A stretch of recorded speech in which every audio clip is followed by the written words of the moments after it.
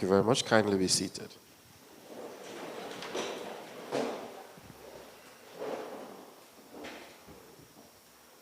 Pleasant good evening to all, and welcome to this week's Town Hall meeting in our series of Town Hall meetings dubbed Conversations with the People.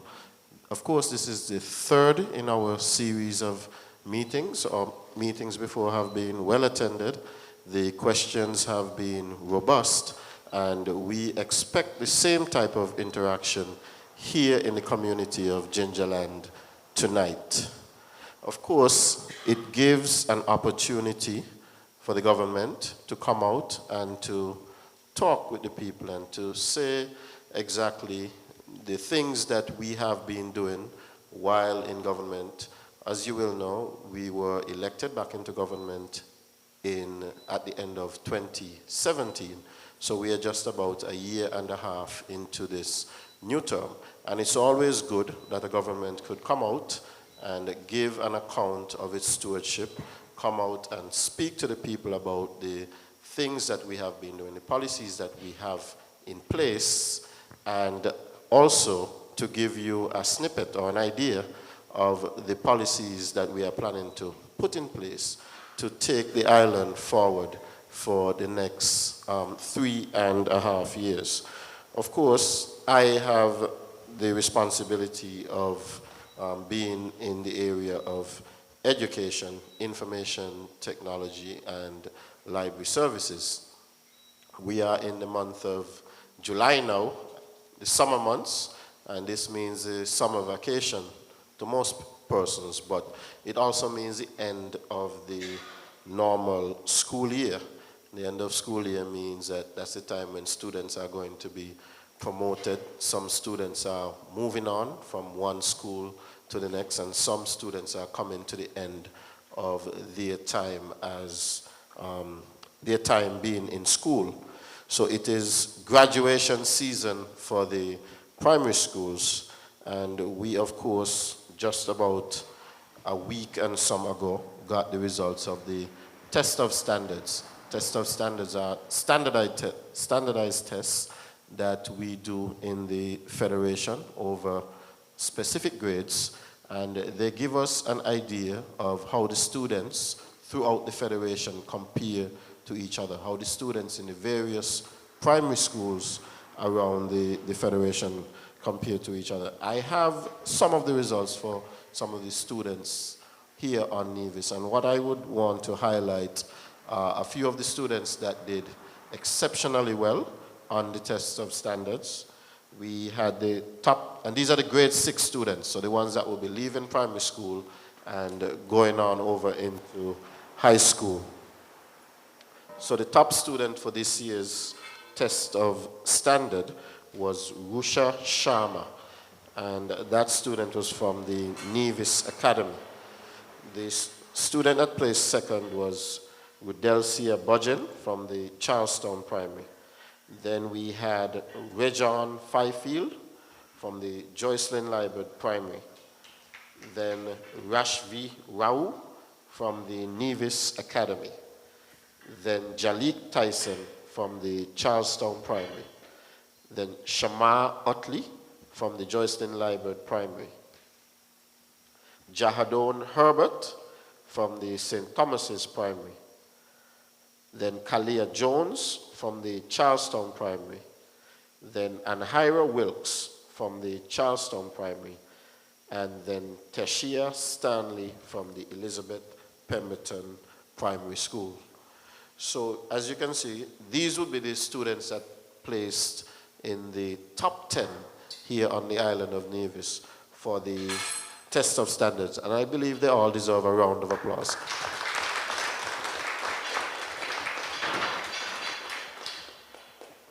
And what this says to us, it gives us an evaluation of how the education system is doing, how the teaching that is being done by our teachers, how the teaching that's being done in our school is getting over to the students. And what we've been able to see from the tests of standards as a whole is that the vast majority of the students take the test of standards. A good bit more than 60% of the students are being placed in the top 2 streams in high school. That's the 1A1 and the 1A2 classes. And what that shows is that the vast majority of our students are getting the academics. They are getting the mathematics and the language arts, the social studies and the science, and all of the other things that are being taught at the primary level, and they are equipping themselves for life in the future. They're equipping themselves to go on to high school and to take on more specific subject areas. So if we are to take the results at face value from the test of standard, it means that the education system is doing very well here on the island of Nevis. I had paused for applause. Ladies and gentlemen, as I thought about the education system, and I thought about the students getting the 90 and the 100% and so on, being a young person myself, what I thought about was the backdrop behind which all of this is happening now today. We tend to look at government as a whole, and we tend to say that let's say the island is going good, but what we have to look at is where were we 10 years ago, 15 years ago, 20 years ago. We have to look back at where we were to see where we are now, and then we would know what the progress has been over those 20 years.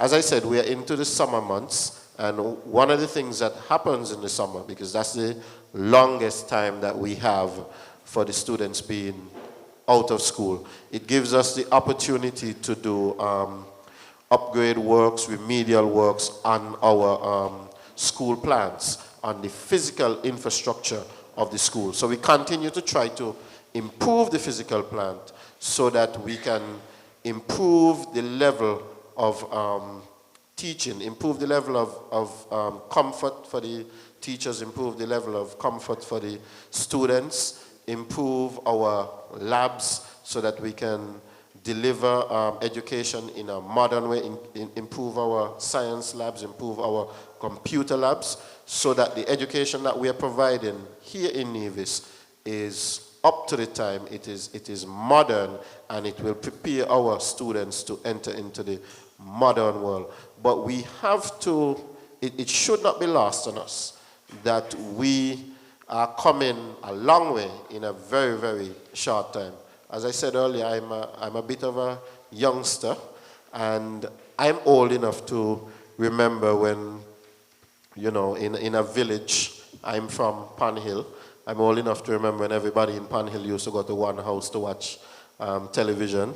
And as a youngster, you might get squeezed to the door, and so you are in there and you can see what's happening on television, but there are persons outside looking through the window and so on. And that wasn't so long ago. That was just in the mid to late 80s when those things were happening. If you go a little bit further to the 90s and so on, we had the introduction of telephone, where persons have had telephones in their own homes.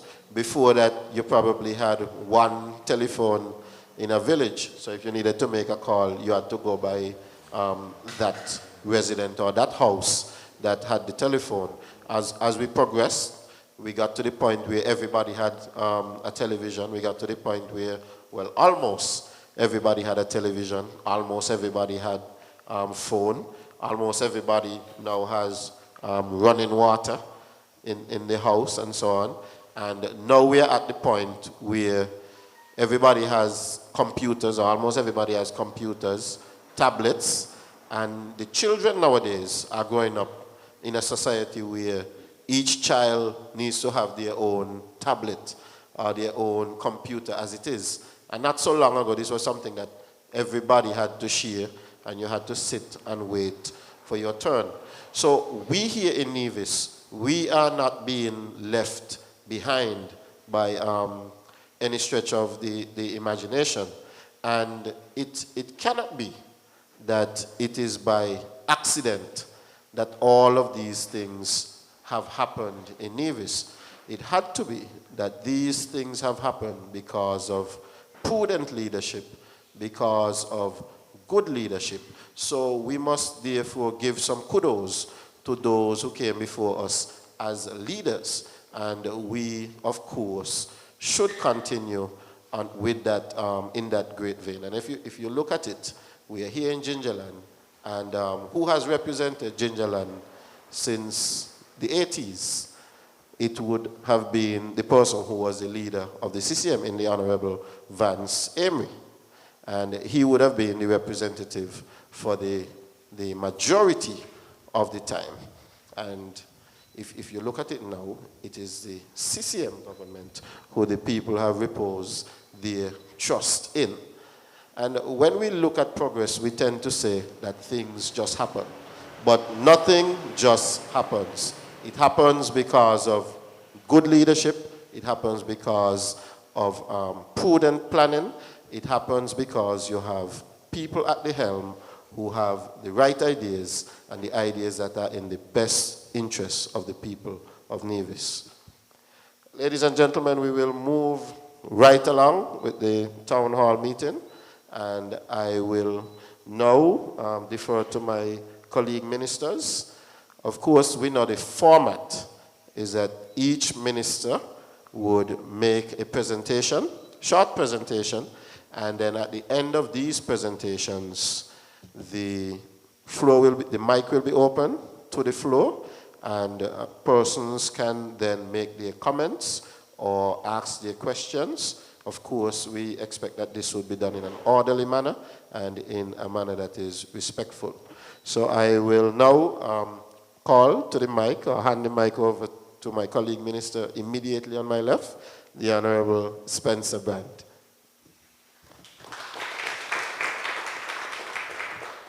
Thank you very much, Minister Liebert, and a very pleasant good evening to one and all.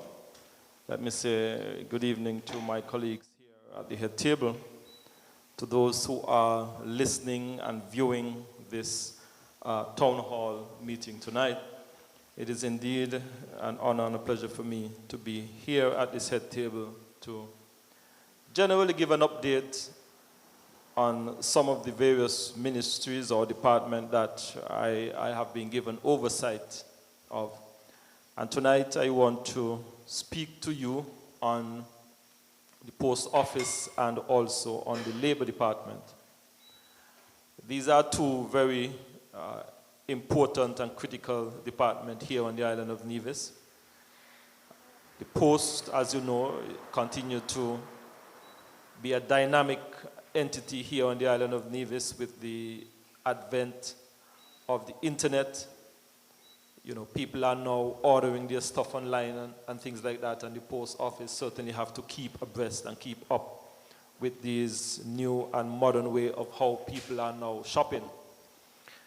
One of the areas that I want to certainly update you on is the matter of the post office here in the Gingerland area. As you are aware, the post office here in Gingerland was closed some time ago because of some issues with the building. And the ministry would have taken a decision to construct a temporary building so that the people of Gingerland can have access to the postal service here in this area. I said temporary because we believe that Gingerland, I would even venture to say, is the second town of Nevis. I know my good friend, Minister Jeffers, would probably disagree, but, but that's all right. But I think that as we continue to try and bring the services to our people wherever they are, we have to ensure that we provide a postal service that is not only safe, but also efficient. I think that, as you are aware, with the advancement of mail fraud and all kind of crime that is perpetrated via the post office. It is important that we create the necessary facility that is safe. And while we have constructed this temporary building, it is our intention in time to come to make sure that we have better facilities here for the postal service in this area. And I just want to say to you that while it is a temporary location, the post office will still try to ensure that we provide to the people of Gingerland a safe and efficient service, because I believe that the people of Gingerland and the people of Nevis expect nothing less. I want to share with you also that very shortly we will be implementing the second phase of a camera installation system there at the main post office in Charlestown. And this also goes to security and safety as it regards to the delivery of our mail within the service. And this is also part of the international requirement, international standard. And we feel that Nevis, as part of the international community, play our part in ensuring that we adhere to these conventions that the Federation of St. Kitts and Nevis have signed on to. We are also hoping to, very shortly, install an automated program at the post office. And this, we believe, will better manage the delivery of the service there at the post office. Our IT department here on the island will play an integral role in that, as we believe that we not only have the technical capacity, but we believe that our IT department certainly have the necessary skills to upgrade and monitor that system. So we expect that to come on stream very shortly. We have also had our on-site review from the Universal Postal Union that was conducted on the 11th to the 14th of June here on the island of Nevis. And the persons who came to Nevis would have looked at our operation, looked at our delivery service, looked at the level of efficiency within the system. And I believe, I'm anxiously looking forward for this report, because I believe that we have in Nevis a very efficient system. If you notice, I didn't say a perfect system, because I don't believe that any system or anything is perfect. And we are eagerly waiting this report, because we believe that there is always room for improvement. There is always room for ensuring that we can continue to go above and beyond the service that we offer. So we are certainly looking forward for that report from the Universal Postal Union, who, as I indicated, did their review here on the 11th to the 14th of June. We are also in the process of installing the customs declaration system. And this is a system that we believe will not only help to speed up the process of moving packages through the post office. As you know, a lot of our people are now shopping online on Amazon and all of these on-site, online shopping sites. And everything now basically have to go through customs form and customs declaration. And this system would help to give advance clearance, advance information to the brokers so that they can have their packages clear in a much more expeditious manner. So these are some of the initiatives that we expect to come on stream within the latter part of this year and going into next year. We continue to be faced with delivery of mails on the island of Nevis. And this is an area that is of great concern for the ministry and the postal service. Our postmen are experiencing some challenges when they go to deliver mail. There are some vicious dogs on properties on Nevis. And our postmen are often terrorized at times by these vicious dogs. There are also situations where persons are verbally abusing the postman. And I want to appeal to the general public. Please, the postmen are providing a service to the people of Nevis. Sometimes they bring good news, sometimes they bring bad news, but they are providing a service. I want to appeal to our people to be kind to our postmen and our postwomen. I want to appeal to our people to be kind to our postmen and our postwomen. I want to also appeal to you to try and secure your dogs when the postmen are entering into your property. Because we believe that we don't necessarily want to have an incident where a postman or postwoman would be viciously attacked by some of these dogs that are on person's property. So I want to make that appeal. We are also facing a situation where we know on Nevis we have quite a number of persons now taking up residence on the island of Nevis. And we are having persons coming from all over the world. And I want to also appeal to our people to, if there is a situation where you would have changed your address or changed your name, that you can kindly communicate that information with the post office. I think it will be a process that will also assist you in getting your mails in a much more expeditious manner.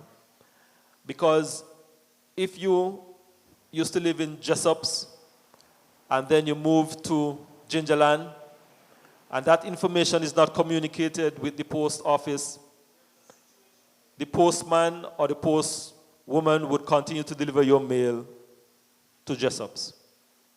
And there are times when postmen turn up to these properties and persons no longer live there. Postmen don't know where they live. So I want to appeal to our people to, if there is a situation where you change your address, please communicate that to the post office. And I would even go as far as to communicate that to places like Nevlek and those entities, because it is also a good thing that these entities will be able to find you in time when they need to. We continue to see the growth of our package service. Even though we have faced some challenges, persons are still using the service, and I'm hoping that persons can still continue to use that service where you purchase your nice goodies online and you can ship them to Nevis via our outlet there in Miami. So those persons who are interested in having access to that service, you can go at the post office and sign up for that service. That is as far as I would go as it relates to the post office. I know the chairman said we have a few minutes, but I thought I would take some time to explain those initiatives that we have there at the post office. I want to briefly switch to the Labor Department.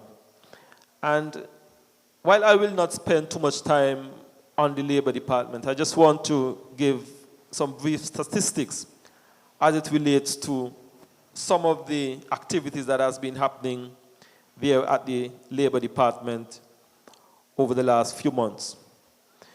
The Labor Department provides a job placement service where persons can register their name at the Labor Department, and when there are vacancies in certain businesses, the Labor Department can make recommendations to those businesses for persons to get those employment. Thus far, we have had at least 7 persons hired using that medium. It may sound like a small number, but a lot of these businesses are very specific with the kind of skill set, the kind of persons that they want to hire. And we have been able to place 7 persons in permanent jobs using this labor placement service. We also provide a service as it relates to the Canada Seasonal Agricultural Program. And I believe last year we would have sent 1 person to Canada, and for this year, we are seeing up to about 8 persons who we are expecting to go to Canada later July to take up this Canada Seasonal Agriculture Program. And this is a significant increase because over the years we continue to see a large number of persons from Sinkits taking up this opportunity. And we continue to encourage our people to take advantage of this opportunity because it gives some of our persons here on the island who are unemployed an opportunity to have up to 6 months gainful employment there in Canada. As it regards to the Four Seasons renovation, we have seen some 49 workers who were hired by the Four Seasons to partake in the upgrade and the renovation there. And 16 of those persons were employees who were employed at the Four Seasons or Four Seasons staff. And like I said, this was some numbers which was, I believe, a few weeks. I believe that this number is much more than that because you know that the work there at the Four Seasons have ramped up significantly. The Labor Department also like a good broker as it relates to trying to settle disputes between worker and between employer and employee. And we have had some 48 disputes brought to the Labor Department, and 45 of those cases were settled. Now this is significant because when you have disputes between employer and employee, we feel that it is always best to try and resolve those matters before they escalate into situations going to court. And the Labor Department would have been able to resolve some 45 of those disputes out of 48. And I believe that that is a significant success story there. The Labor Department also often undertake inspections of businesses and facilities throughout the island of Nevis. And the reason for this is to make sure that the conditions under which our people are working meet international standards. We do not want to have our people working in inhumane condition, in unsafe situation. And thus far, they would have inspected some 17 establishments. And we believe that the reports that we continue to see is that our various business establishments on the island of Nevis continue to provide a safe environment for our workers. There are always room for improvement. And while we do not see much difficulty as it regards to safety and the right condition, we are still employing our businesses to make the environment for our workers the best that they possibly can. I believe that the Labor Department also continue to be an entity in government which continue to ensure that there are good relationship between employer and employee. And we believe that while they continue to carry out that mandate, we expect them to provide the level of good quality service to the people of Nevis. One of the other development that we have seen and continue to see at the Labor Department is we have undertaken an upgrade, as it were, as it regards to the labor laws within the Federation of St. Kitts and Nevis. This is a federal undertaking where a lot of the laws that governs the labor entity on the island of St. Kitts and Nevis are from back in the 40s, 50s, 60s. And the federal minister and the federal parliament would have initiated a tripartite committee to oversee the labor laws on St. Kitts and Nevis. We have seen the first draft, and we believe that once this rework labor laws, as it were, within the Federation of St. Kitts and Nevis, we expect to see some improvement in the relationship between employer and employee. We also expect to see greater efficiency as it relates to the governance of the labor sector here in St. Kitts and Nevis. Now, ladies and gentlemen, I want to pause there and say to you tonight, if any of you in the audience have any question on anything that I have said, certainly welcome your questions later. Thank you.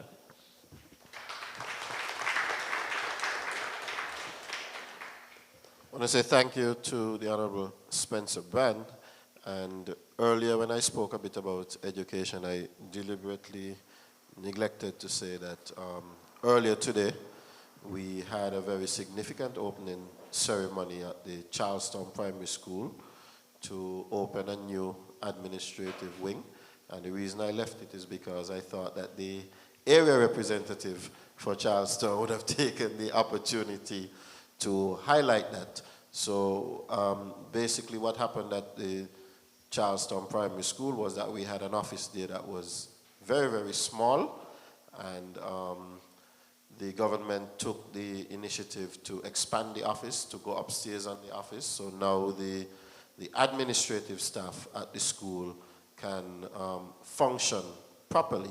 And I must say that this was the brainchild of the Honorable Spencer Brand, who came in already having the idea. So within a few days of getting into government, he was right there telling me, let's get this done.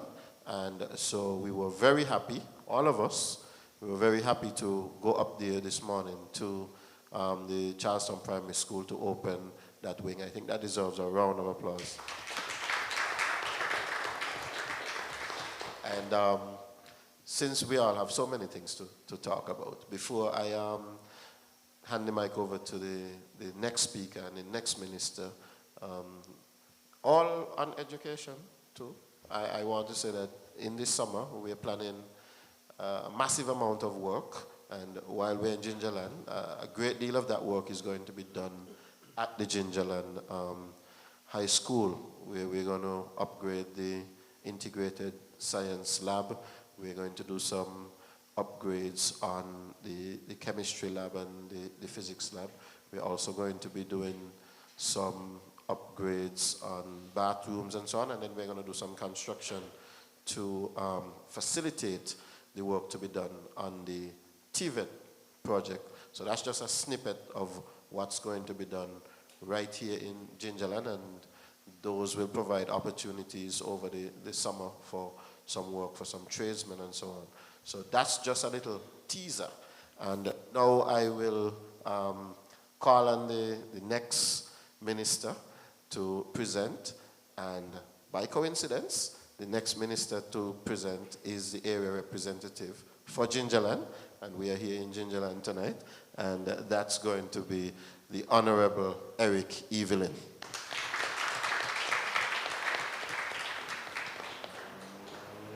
Good evening, everyone, and it is indeed a pleasure for us to be here once again to converse with you, the members of the general public. Of course, we've had a couple town hall meetings and they've all been very successful. and we're expecting tonight to be no different. We are indeed very delighted to have you present here at the town hall meeting tonight. And of course, as would have been said earlier, a little later on, we certainly want to hear from you. I believe, or I know, that the majority, the vast majority of persons, divisions and residents are extremely pleased with the performance of the CCM-led Nevis Island administration. The vast majority of divisions are pleased. And so even though you are pleased, we want to hear that you are pleased. So we want to hear from you. So we want to thank you for your support. But I just want to report very briefly, because I believe we should leave most of the time for you, the members of the public. And so I'm going to report briefly on some of the areas that I have responsibility for.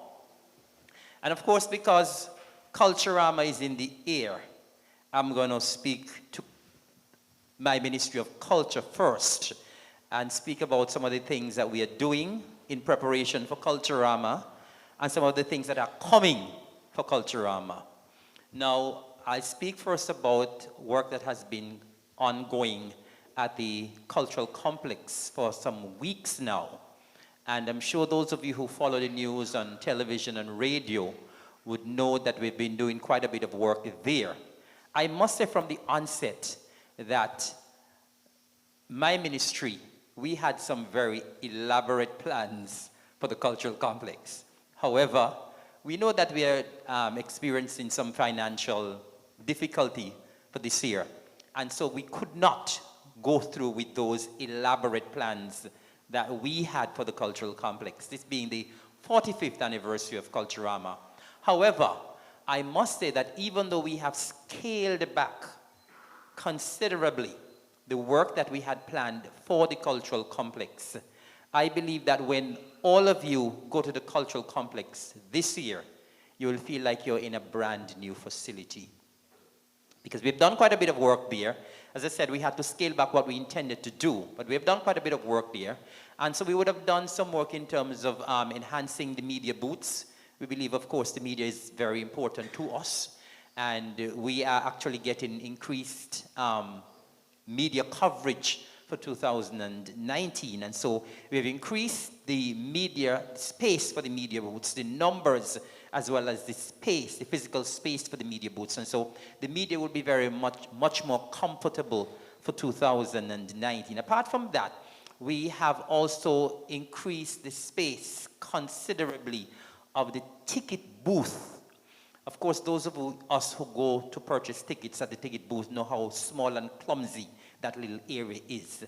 Of course, we are anticipating increased human traffic this year to all of our shows at the complex and at the village. And so we have dramatically increased the space there at the ticket booth. The ticket booth is now much bigger, much more comfortable. Apart from that as well, we would have done some work in the lounge area. We normally have a Culturama lounge. Normally every year we have Public Works going there to do some work, and so we have done something permanent. We've done a permanent base this year.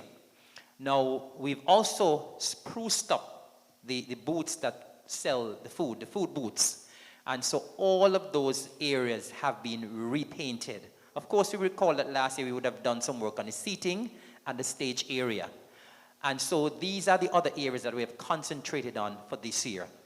And of course, even the grounds. We have done some work in terms of the landscaping on the grounds, the leveling up of the area, planting some grass seeds. We are hoping for some rain. And so once you go into the complex this year, it will be a much enhanced area. Now, I have to speak about the painting of the booths, because when you go in there, it will grab your eyes. It's very, very festive. And I am extremely pleased. I'm extremely pleased with what the persons have done there. And apart from that as well, we have invested in a cover for the stage area.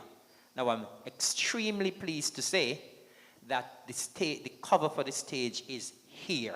We ordered it from all the way in China, and it is here. It came in this week. And so we'll have a completely enhanced cultural complex. So once you go to the cultural complex this year, the experience will be enhanced. We want to make our patrons comfortable.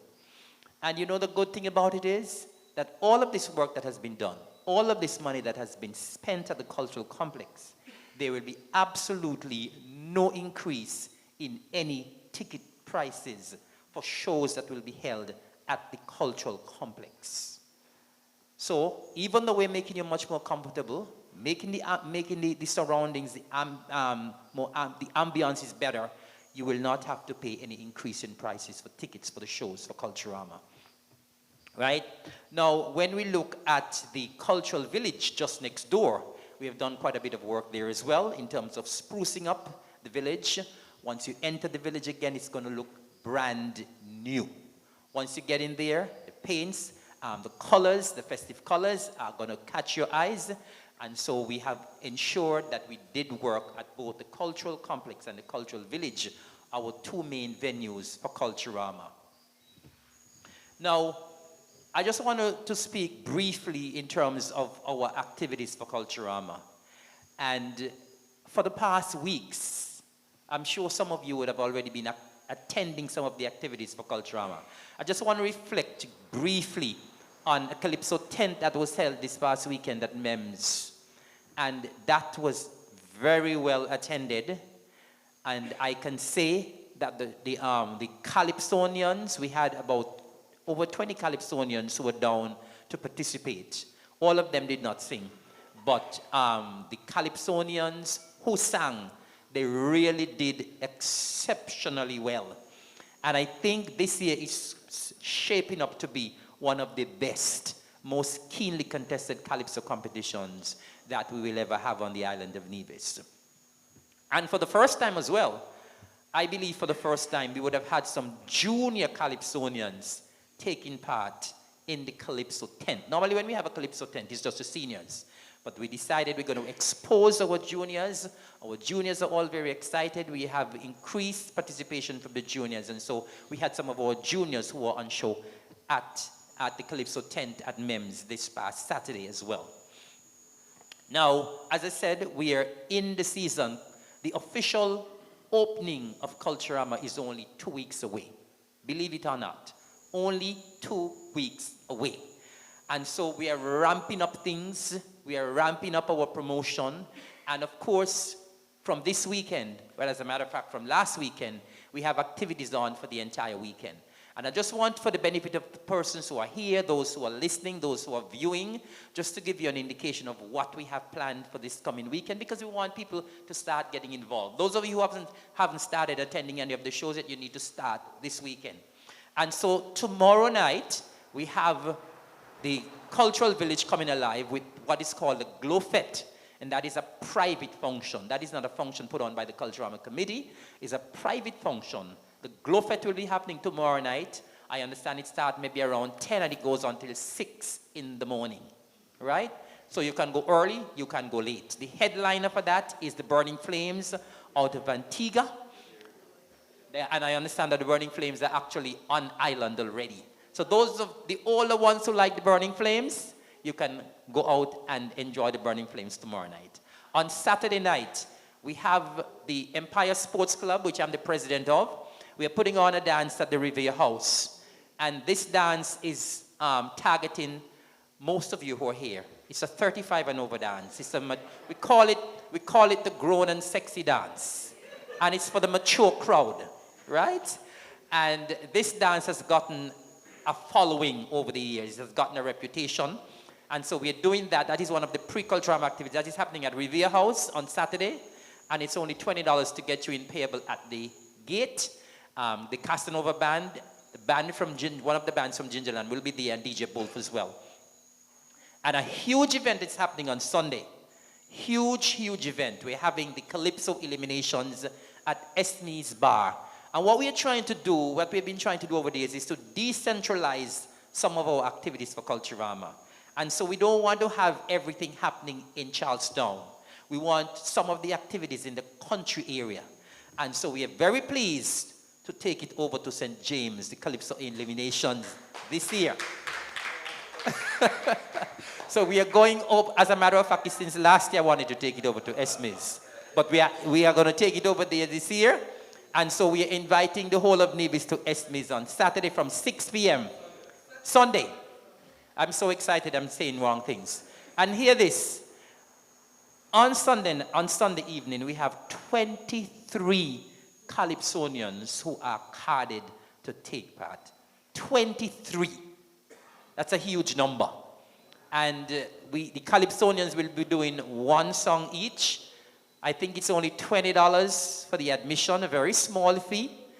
And you can't get it any better than that. So we want to see the whole of Esme's area filled on Sunday evening for the eliminations.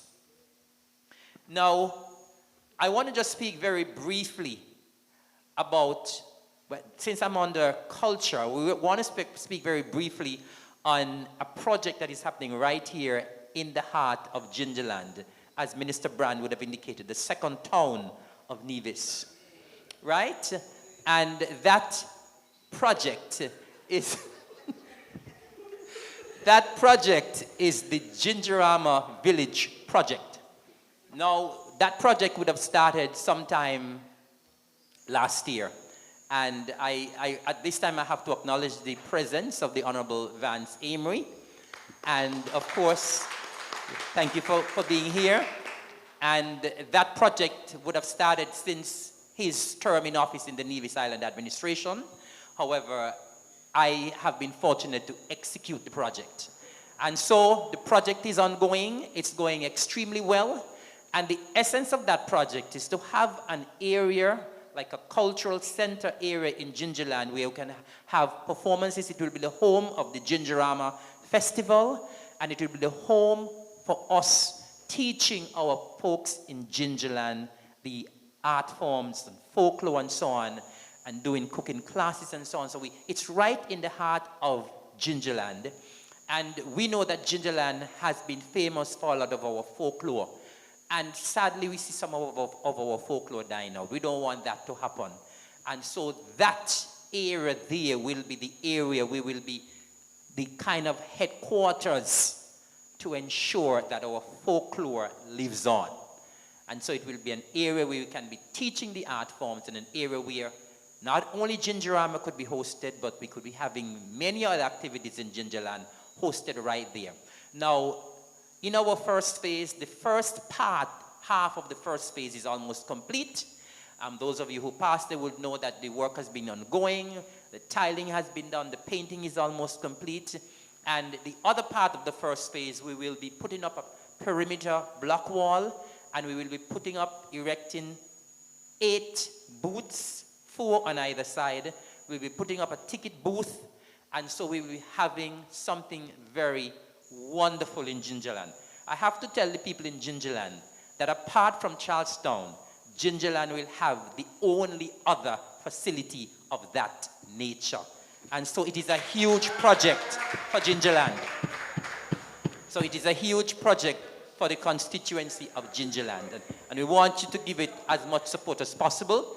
Later on, we are hoping to have the first phase completed before the hosting of Gingerama, and we're going to be having a grand opening before we have Gingerama being hosted in our brand new village for 2019. Now, very quickly, I'm going to speak about some things in sports.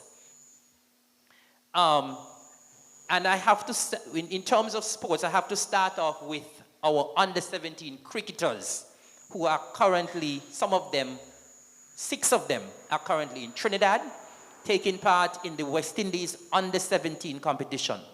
Now, I have to say that 8 of our cricketers, young cricketers, under-17 cricketers, went up to Antigua earlier this year to try out to make it for the Leeward Islands under-17 team. And of 8, 6 made it to the team, and 1 is a reserve. And I want to name the 6 who are in the team. Tijari Clark, who actually is the vice captain. Nivision, the vice captain. We have Jaden Carmichael. We have Onaje Amri, we have Carlin Bowen Tuckett, Anderson Amadan, Akadiento Willett, and the reserve player is Patrice Nisbet Jr. Now, I want to say that these young cricketers making it to the Leeward Islands under 17 team is not by accident. It is because of the fantastic coaching program we have at the Department of Sports under my purview. Because we know normally Antigua is normally the powerhouse for cricket in the Leewards. Antigua has 6 on the team. Little Nevis has 6. And that is commendable.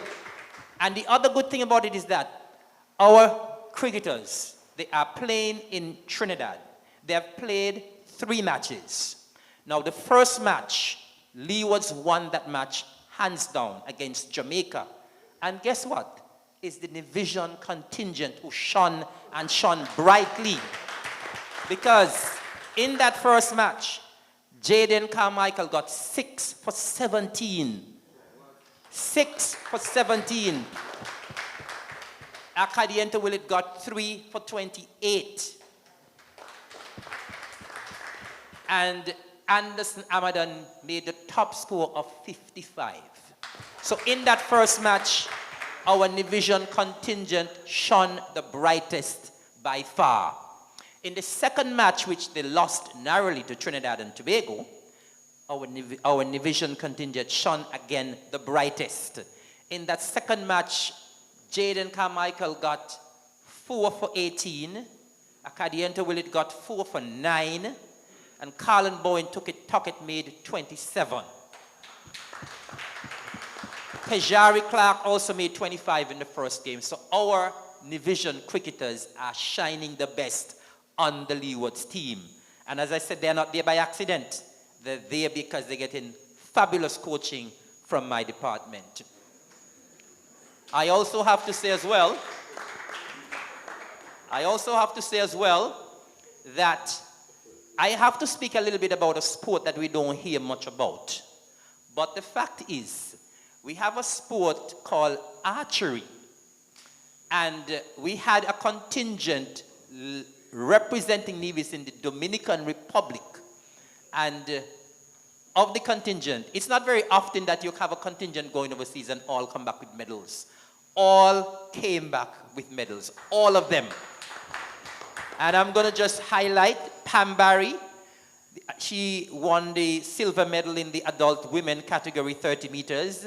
Dane Sandiford, adult men category 50 meters, bronze medal. Tajana Salud, 30 meters gold medal. Catherine Josie, 50 meters gold medal. Jesse Wiley, 30 meters, 2 silver medals. Jonathan Ward, 30 meters silver medal. Gregory McGrath, 30 meter bronze medal. And as I said, they went to compete in the Dominican Republic. Over 100 archers were there, and we had over 6 countries taking part. And all of our athletes medaled. And I also say as well that these athletes also got assistance from the Nevis Island administration. This administration continues to look after all of our people. I want to shift very quickly to cricket, and I just want to congratulate at this time the Highlights Hawks for winning the Nagico 2020 finals, which was played this past Saturday. The finals were between the Highlights Hawks and the Empire Eagles, and the Nagico won that game. And only yesterday, we had the finals of the TDC Runako Morton Primary School finals. That was won by the St. Thomas's Primary School, and they won over the Ivor Walters. So I want to say congratulations to them as well. I also want to say very quickly as well that this coming Sunday, Nevis will be joining the rest of the world in celebrating for the very first time World Aquatics Day that will be held at Uwali Beach Hotel. And World Aquatics Day is an initiative of the World's Federation of Aquatics, the world swimming body called FINA, and they are they are concerned about the number of persons who drown every year, and so they want people to start learning to swim. So if you want to learn to swim, show up at Owali on Sunday, they will have swimming classes, right? And of course, very shortly as well, we're going to be having some officials coming here from Canada.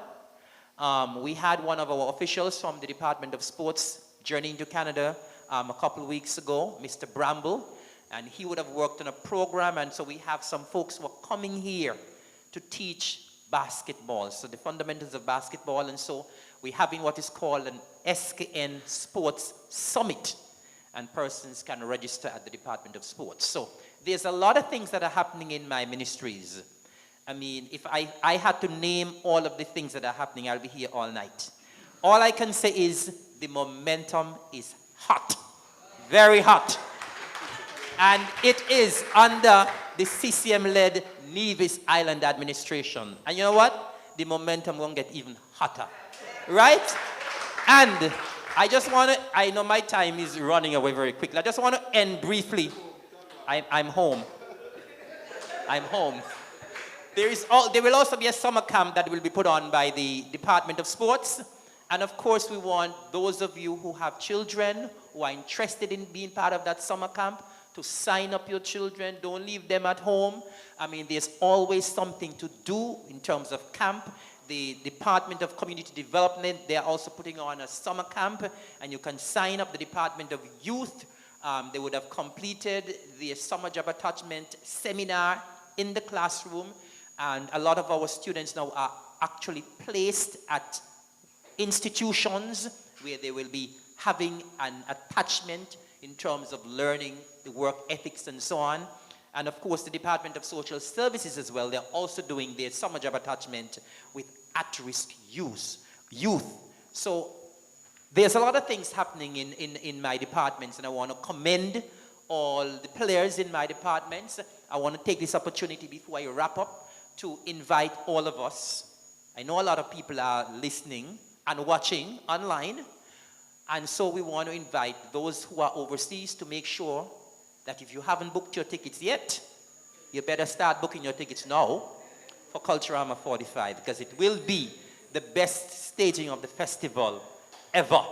I see the executive director and the chairman of Culturama who is here, Mr. Antonio Liebert. He and the committee has been working overtime over the past weeks, and I must commend them highly for the work that they have been doing. And we want to make this year once again another homecoming event. I understand from the premier when he took his contingent to New York that lots of people in New York said they're coming home. And we know lots of people from England are coming home, and lots of people from the Virgin Islands are coming home. And so we are prepared for them, and we want this to be the best celebration ever of the Caribbean's greatest summer line. I want to leave it there, and we look forward to your questions. Thank you very much, Minister Evelyn. And we see Minister Evelyn was just getting warmed up. He was. We want to thank him for that presentation. Very, very good presentation. I did not mention when I spoke, I did not mention about the Renako Morton Primary School cricket tournament, which was won by the St. Thomas's Primary School yesterday over the Ivor Walters Primary, who are the runner-up. And I noticed that Minister Evelyn, as I expected, he mentioned it. So I left it so that he would mention it, and he mentioned it. Moving right along, and our next speaker will be the Deputy Premier, the Honorable Alexis Jeffers. Thank you very much, Troy, our chairperson for this evening, or Minister Liebert, I should say. Let me start by saying good evening to everyone gathered here. And I want to say how impressed I am with the amount of persons who have come out this evening. You certainly could have been anywhere else tonight and enjoying a Thursday night somewhere else, but you have chosen to come here and be with us and sit and listen to what we have to impart here this evening. And for that we are grateful, of course. I also want to, at this point in time, acknowledge all of my colleagues here at the head table, and also the former Premier of Nevis, the Honorable Van Samry, who is here. I want to say thanks for coming, sir. And of course, we are in his area, so to speak, not so much as the representative of this area locally, but in the federal parliament. So Gingerland is home to him, and Gingerland is where he has had his exploit in politics over the years. As the previous speakers would have done, they seem to be waffling and guessing which area of Nevis or which parish of Nevis is the second town of Nevis. Yeah. I'm sorry to start this way, but I have to start this way. Well, over in St. James, we have gone beyond talking about second town. We're now talking about an island within an island. So that's the level we have gone to, because we now have, well, we have had an airport for a long time. We now have a seaport. We have a university. We have schools. We have a brand new police station on its way. And of course, well, you can do banking on your phone, so you don't need a physical bank, I should say. So indeed, we have all of the amenities out there that constitute an island. So we have taken it to the next level. So these guys can continue to fight over who is the second town. We are an island within an island. And I'm proud to say that. But the reason why I said that, I don't want to get into St. James here this evening, because we're in St. George's, so I'll leave some of those things for when I get there, because there are a lot of things to report on when we get over to St. James. But I see some persons here from St. James. I want to welcome you as well. Nevis is small, roads are good, so it's easy to access these activities that we are having around the island. And I want to thank you for journeying here. But it's good to be in Gingerland. I went to school here, if you don't know that. I went to Gingerland High School back in the day. And as I sit here and look down in the audience, I see my former agriculture teacher, agriculture science teacher, that is Abonati. That's all about me.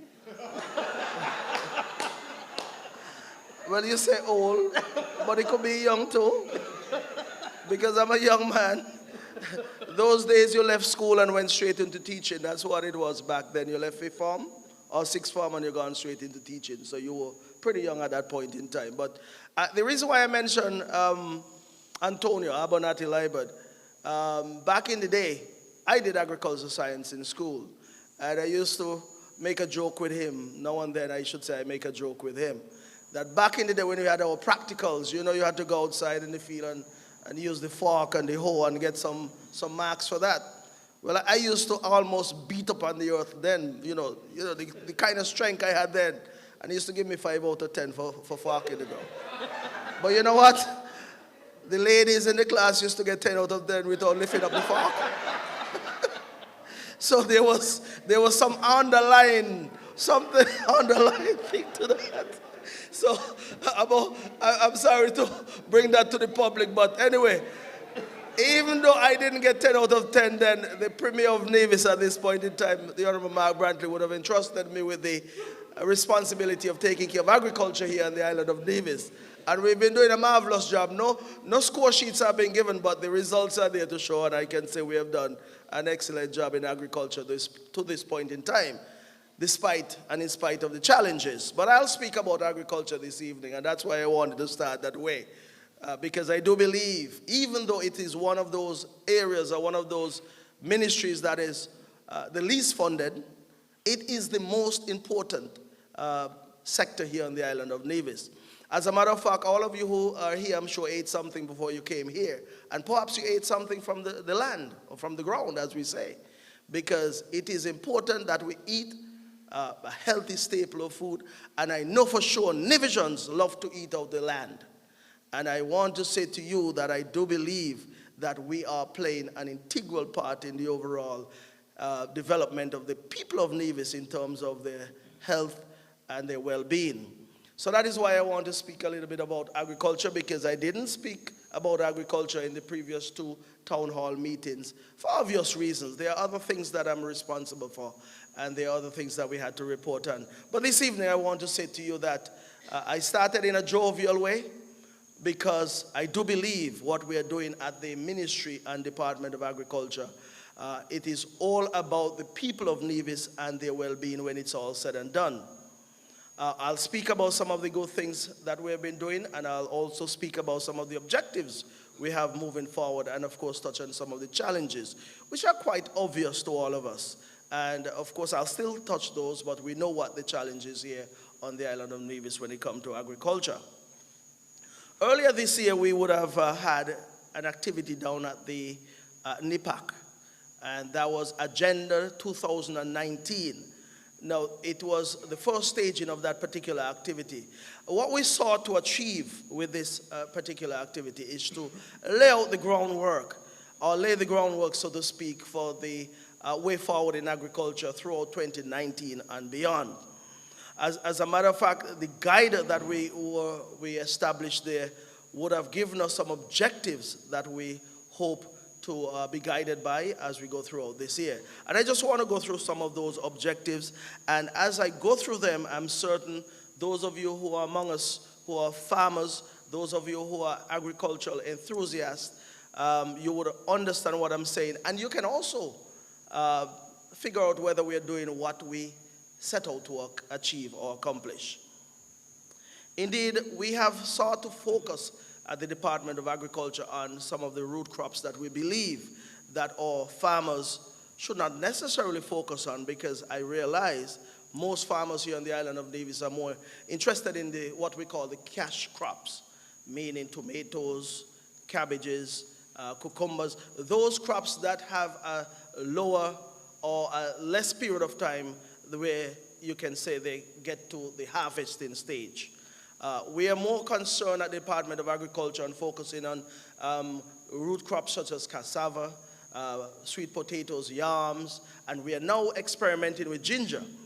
As we're here in Gingerland, I bring that up because in the past we had an abundance of ginger. When I say in the past, and I'm not talking about the immediate or recent past, I'm talking about a long time ago. We had an abundance of ginger here on the island of Nevis. As a matter of fact, our ginger, I believe when you break one of those pegs, it used to burn your eyes. You know why?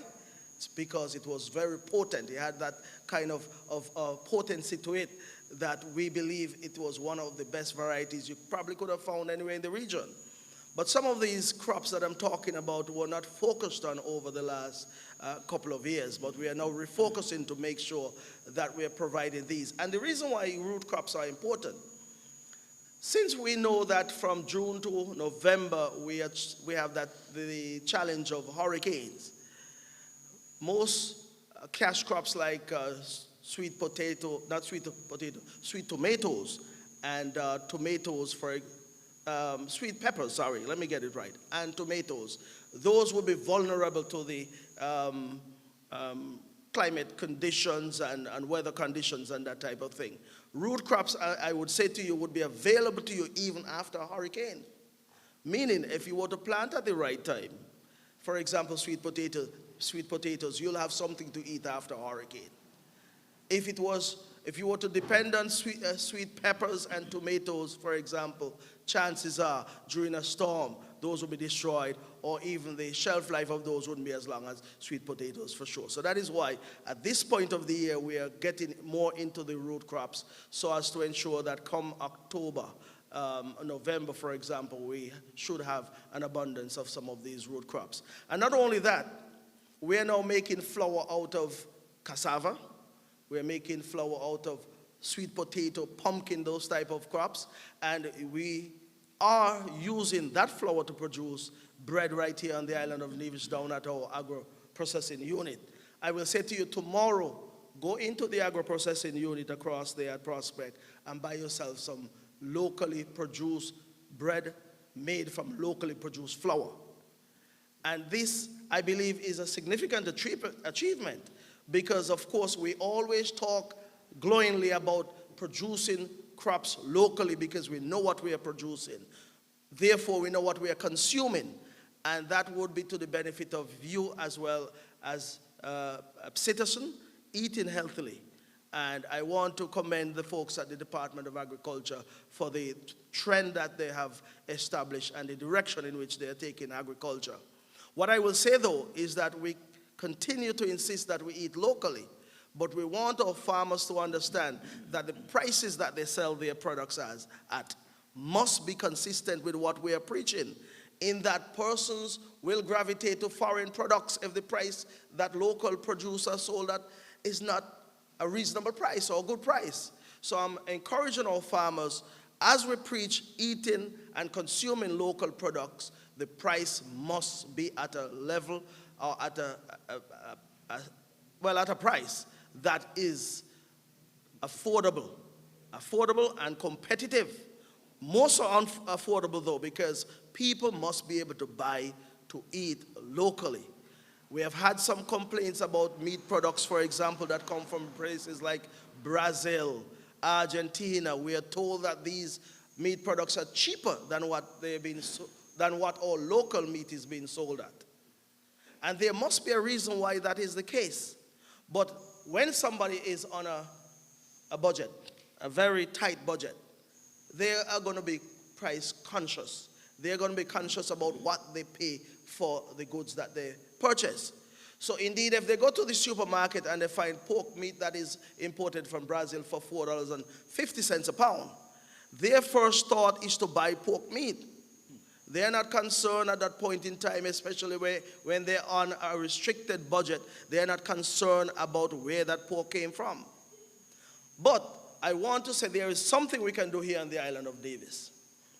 I am questioning the farmers as to how they come up with $10 per pound for pork meat or any type of meat.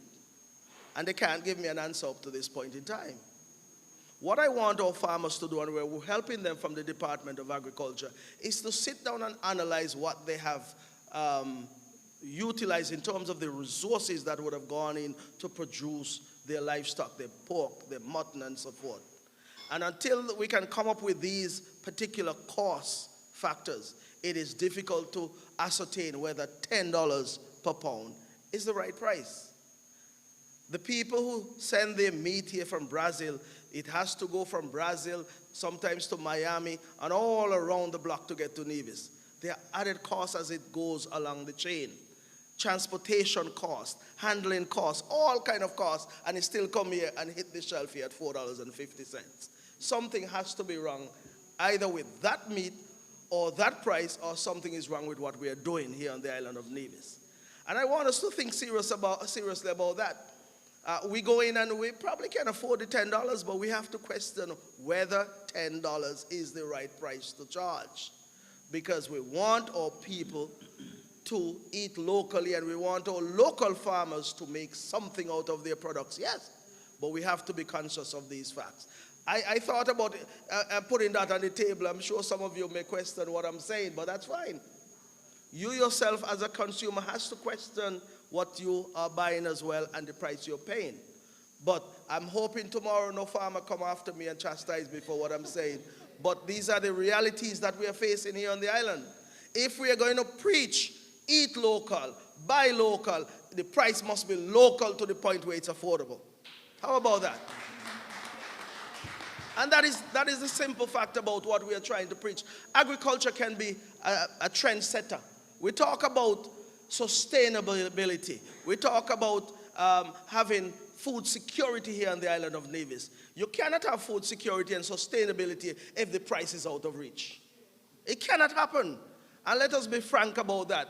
So the farmers who are listening tonight, I am passionate about that tonight. I didn't come here to start this way. As a matter of fact, if you look at my paper, nothing like that is on the paper.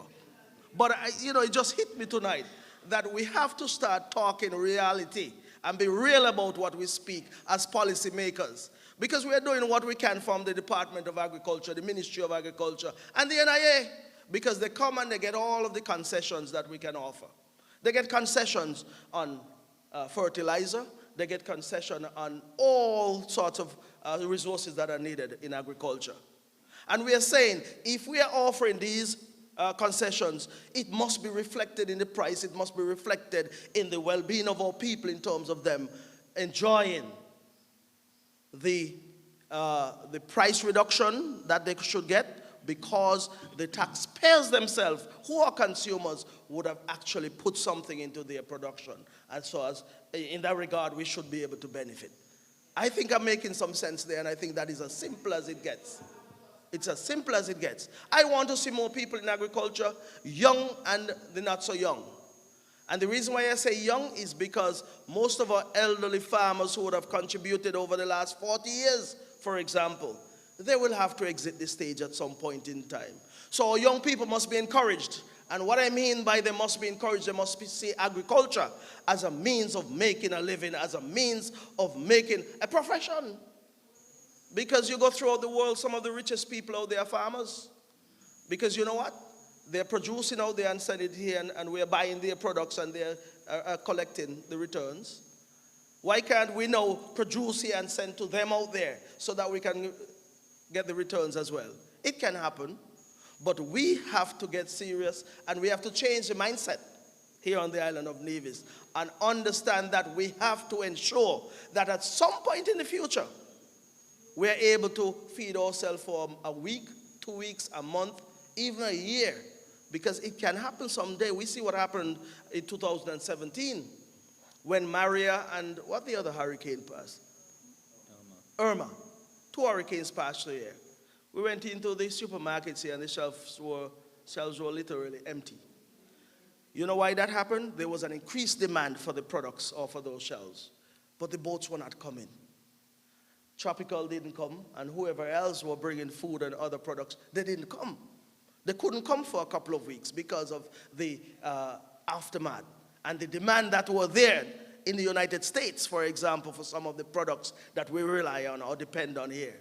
So what I'm saying to you is that moving forward, our thinking should be, if indeed we were to face a similar scenario in the future, for about a month we should be self-sustainable.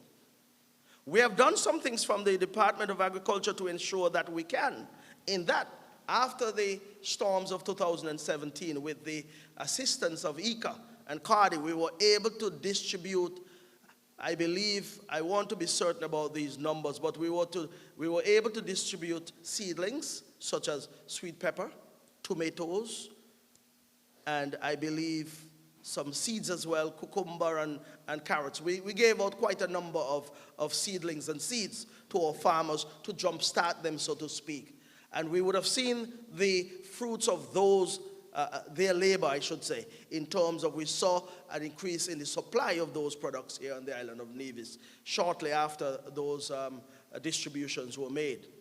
And so we have put in place some of the framework and some of the things that are necessary to ensure that we can give our farmers the necessary help that they need. But we need help from them. I want to say to you this evening that there have been a couple of good things happening on the island.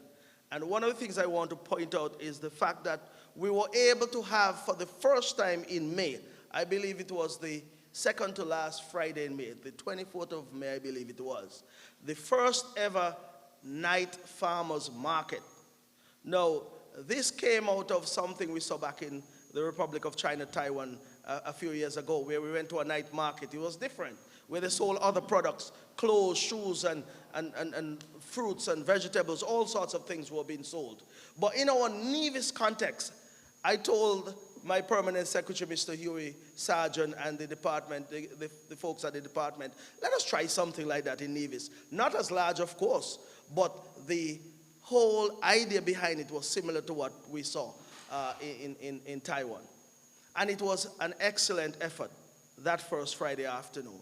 And that was duplicated 1 month later, right down there in front of Club Trenim.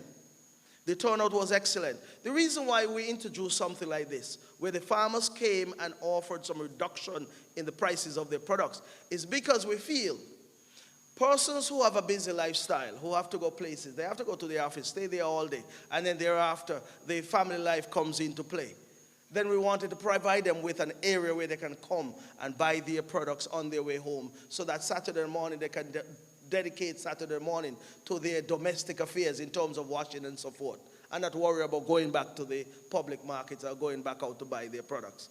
So that is an idea that we introduced, whereby we're saying that there are creative ways we can utilize to access food or have some contacts with the consumers here on the island of Nevis. So we have done 2 of those, and we're going to try to duplicate that perhaps in Gingerland on a certain Friday afternoon, or a selected Friday afternoon.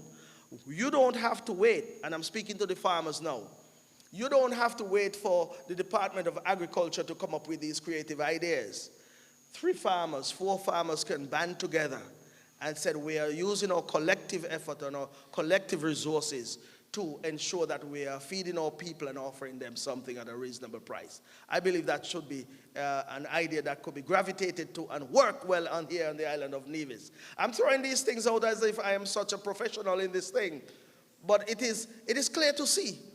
It is clear to see, because when you look around the island and you drive around, you see so many opportunities, not only in agriculture, in other areas. You have had a lot of young businessmen who have come up in Nevis in various areas, and they are doing well. But I'm focusing on the farmers and agriculture tonight, because going forward, we don't want to have this thing merely as a talk, meaning there's some buzzwords you can use and some buzz phrases. But if you do not get the results out of these buzz phrases, it means nothing. It's just talk. And that is why I'm saying we have to put talk into action. I did say we were going to look at some of the objectives that we would have laid out earlier this year when we have our Agenda 2019. But let me give you a quick idea as to what one of the things that came out of this particular program or activity that we had in January of this year. We reestablished what we call the Agriculture Advisory Council. Now, this is a council that we feel was dormant over the years, but it played an integral part in terms of putting together the ideas and the objectives that could be utilized here on the island of Nevis in agriculture so as to make it more sustainable and provide some food security moving forward. And we would have started this council with 10 members. I'm just going to give you an idea who the members are, just for public information at this point in time. Well, it is spearheaded by the minister, of course, the Minister of Agriculture. And I will say before I go on any further, it doesn't necessarily mean that myself would be there forever. It cannot happen. So it means that whoever is the Minister of Agriculture moving forward would therefore assume the role of the chairmanship of this particular council. It also would have the permanent secretary in this case, that's Mr. Huey Sargent. The Director of Agriculture in this case is Mr. Randy Elliott. The Assistant Director of Agriculture, Mr. Floyd Liebert. The Chief Extension Officer, Steve Reed. And also we have a representative from ICA, who is the local representative, Mr. Augustine Merchant. And then there's also a CARDI representative on the council, which is Mr. Christian Fleming. He's out of Trinidad, but based in St. Kitts. And then, of course, we have a representative from SIDU. And, of course, we have two farmers on that council, which is one of our most enthusiastic and one of our most productive farmers in the greenhouse technology, that is Mr. McCleven McIntras. You should know him. And then those of us from that side of the island in the St. James area, you would know Donald Daniel. So that's the council for you. And we met and we came up with some ideas as to how we would implement some of the practices that we discussed. Now, we are hoping to meet quarterly. We have met already for the year. There should be a meeting before the end of July to ensure that we are on track. But one of the main things that came out of our first meeting was the fact that we have to reestablish what we call the Nevis model. Those of you who are not familiar with the Nevis model, I see former Premier Amri that is here. He was a part of the Nevis Island administration back in the early 90s when this particular Nevis model was established with the establishment that is of 4 seasons. Now what it is, the farmers here on the island of Nevis was given the opportunity to bring their products to the marketing division of the Department of Agriculture, and then the Department of Agriculture was the entity that interacted with the purchasing department at 4 seasons. That worked well for a number of years, but over time with the change of personnel and the change of persons at the Department of Agriculture, that model fell apart. But it was a productive model in the sense that farmers were assured of the fact that they'll get their products sold. The headache of selling those products was not necessarily on the farmer, but on the personnel or the Department of Agriculture through its marketing division. Now, there were some glowing figures back in the day, and I want to just give you a quick idea as to what we were getting out of this particular arrangement. And that is why I'm disappointed that it fell apart, but circumstances will have to be that we are going to revisit this particular model to ensure that when the 4 seasons reopen, we have something or some products that I'm going to tell you about as well, the 6 products that we intend to focus on come later this year when the hotel reopen, sorry. But we were doing in excess of $300,000 worth of sales at Four Seasons in various products, whether it's beef, mutton, vegetable items, carrots, sweet peppers, cucumbers, that type of thing. But we were doing very well in sales down at the Four Seasons. But of course, like we say, sometimes good things don't last forever, and that good thing fell apart, like I said. But we are now working towards rekindling that, and we have had some meetings with the stakeholders at Four Seasons, and we are hoping that later this year we can have some business with them in crops such as sweet potatoes, tomatoes, peppers, both green and colored, melons, lettuce, and pumpkin. Those are the 6 crops that we intend to focus on with 6 of our most dynamic and most progressive farmers. We're going to include additional farmers, but we want to make sure through these 6 farmers they're able to produce at the level of these particular products whereby we can meet the necessary demands that we'll have from the Four Seasons at the given time when they reopen. So we're hoping that we can our farmers can make some money out of this. And like I said, I believe that there's hope in agriculture, and that is one of the hope that we hope. What am I saying?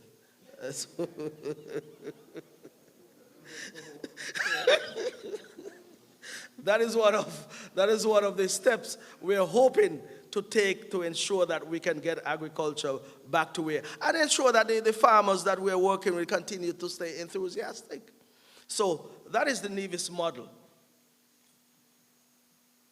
Check-in time. You see, sometimes it's not a good idea to put a microphone in some of our hands, eh?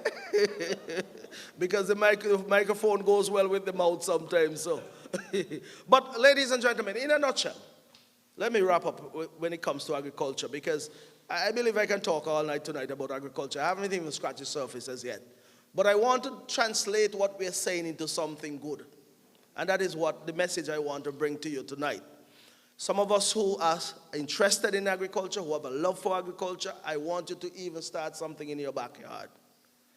We have some challenges, and of course, you know, the challenges there with the monkey, the challenges there with the donkey, the challenges there with we have a sophisticated word, predatory, but it's actually stealing, where people come into your plot and steal your products. That's not a good thing. And I want to dissuade anyone out there who is engaged in such practice. Cease and desist, because when persons put in their hard labor into their land and their products, they must be able to realize some return. Not you who didn't put in anything, but the persons who would have worked hard and tirelessly to make sure they can produce. Ladies and gentlemen, I did mention the challenge with monkeys and donkeys. I would say to you, we don't go public with everything we're doing, because there are some persons out there who are very conscious about these things. But we are doing what we can to ensure that there is little interaction between the human being and animals. That's the best way I can put it. So we're doing our best from the Department of Agriculture standpoint, and we'll continue to do so. But I want to encourage our farmers to continue to press on, continue to work hard, and also be mindful of the fact that we want our people to eat locally, but the price must be at a level and at a point where persons can indeed eat locally and enjoy what we are producing locally. I would stay there for now, and I suppose we can interact a bit later as well if you have some questions. Thank you very much. I want to thank the Deputy Premier. I think that was well said, and when something is well said, you don't need to follow up too much. I will only say that we should continue to eat local, but the price should also be local or locally accessible. Okay? Moving right along, and our final speaker, of course, is our leader, the Premier of Nevis, the Honorable Mark Brantley.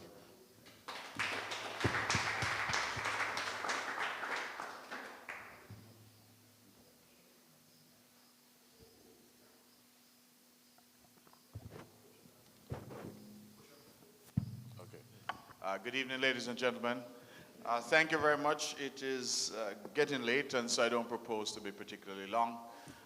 We have started what we're calling this conversation with the people because we deem it important to continue to engage with our constituents and with the people of Nevis, the people who live here and call this their home.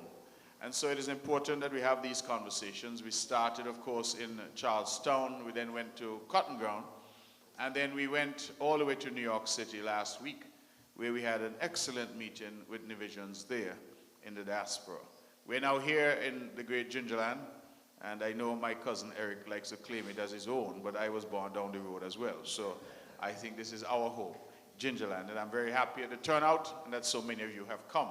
I want to publicly recognize the Honorable Vance Emery, because much of what we're saying and much of what we're doing, he would have laid the groundwork for. And I think that that is important. We should never forget on whose shoulders we stand. And so I certainly wanted to pay my respect and publicly say that to the Honorable Vance Emery. Ladies and gentlemen, we have a lot of topics that we can cover. I have responsibility for many things in this government. One of the things, of course, is the Ministry of Health. But I have a junior minister, the Honorable Hazel Brandy Williams, who regrettably couldn't be here tonight. And I think it's arguably a good place to start to talk about health, because they say our health is our wealth, and a nation's health is a nation's wealth. The reason I raise that is because I think no ministry, no department, no sector of our government has been as maligned as the health sector. I have heard those in opposition say things about our hospital as we are going to die. They have made up statistics about babies dying up there. They have suggested that people are going to sink kits because care is not available. And so it is important when we hear these things that we bring the facts to you and that we stand ready, willing, and able to answer questions that you might have had. The hospital right now is undergoing a transformation. We have been investing in terms of customer care, client care, patient care. We have been investing in terms of the approach that our nurses take in dealing with people and those who are at the hospital. We are even now spending somewhere in the order, when it's done, of about $20 million on a massive upgrade at the Alexandria Hospital, where we're putting in new labs, new what we call diagnostic wing, where we hope to have things like MRI and CT scan and the like that we hope to have there. We, ladies and gentlemen, are investing. Sometimes perhaps we're not making as much noise as we should make. And so tonight we're going to make some noise. We have heard the word momentum, and I keep saying that we need to keep the momentum. Now at the hospital, we have added 9 additional doctors. 7 of those are divisions, plus we have an anesthesiologist and a gynecologist. Current specializations locally available at our hospital, we have 2 surgeons, 2 pediatricians, 2 gynecologists, 1 anesthesiologist, 1 internist, 2 physical therapists, and we have a visiting Nevisian neurosurgeon from right down the party at Rice's, Dr. Jeffrey Liebert, and he has been doing some amazing work here. And we have, of course, a visiting Nevisian neurologist as well in Dr. Thwaites. Now, the reason I mention those is in part because what we're seeing now is a traffic to Nevis, believe it or not. I visit the hospital at times and I see strange faces asking where they're from. They're from St. Kitts, they're from Antigua, as the case may be. And they've come here to do procedures because these specialists are available to them here.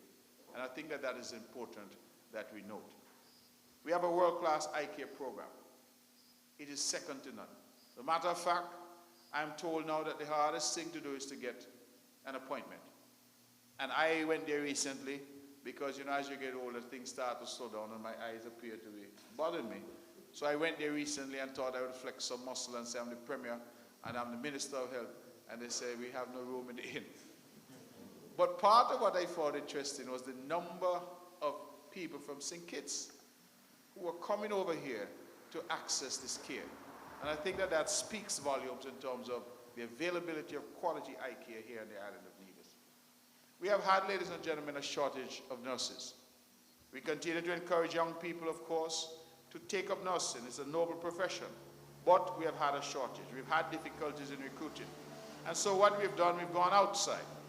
And I'm proud to say tonight that we have new nursing staff from St. Kitts, right here in Nevis, St. Vincent and the Grenadines, and from the Philippines. We've added 12 new nurses, including a triage nurse and 2 male nurses, one specializing in ICU. We have not stopped there. We have exposed our nurses to advanced training. And I want to specifically thank the government of Taiwan, because through their scholarships, we now have had 2 nurses trained, one with a master's in midwifery and the other with a master's in nursing. And I'm very proud of their achievements. In fact, I believe it's Nurse Hanley, who has only just graduated with a master's degree in nursing from Taiwan. I'm particularly proud that one of the initiatives that we've led is to ensure that our health centers are upgraded and that we can provide better care at our health centers. And so you remember I said we have 2 gynecologists on staff.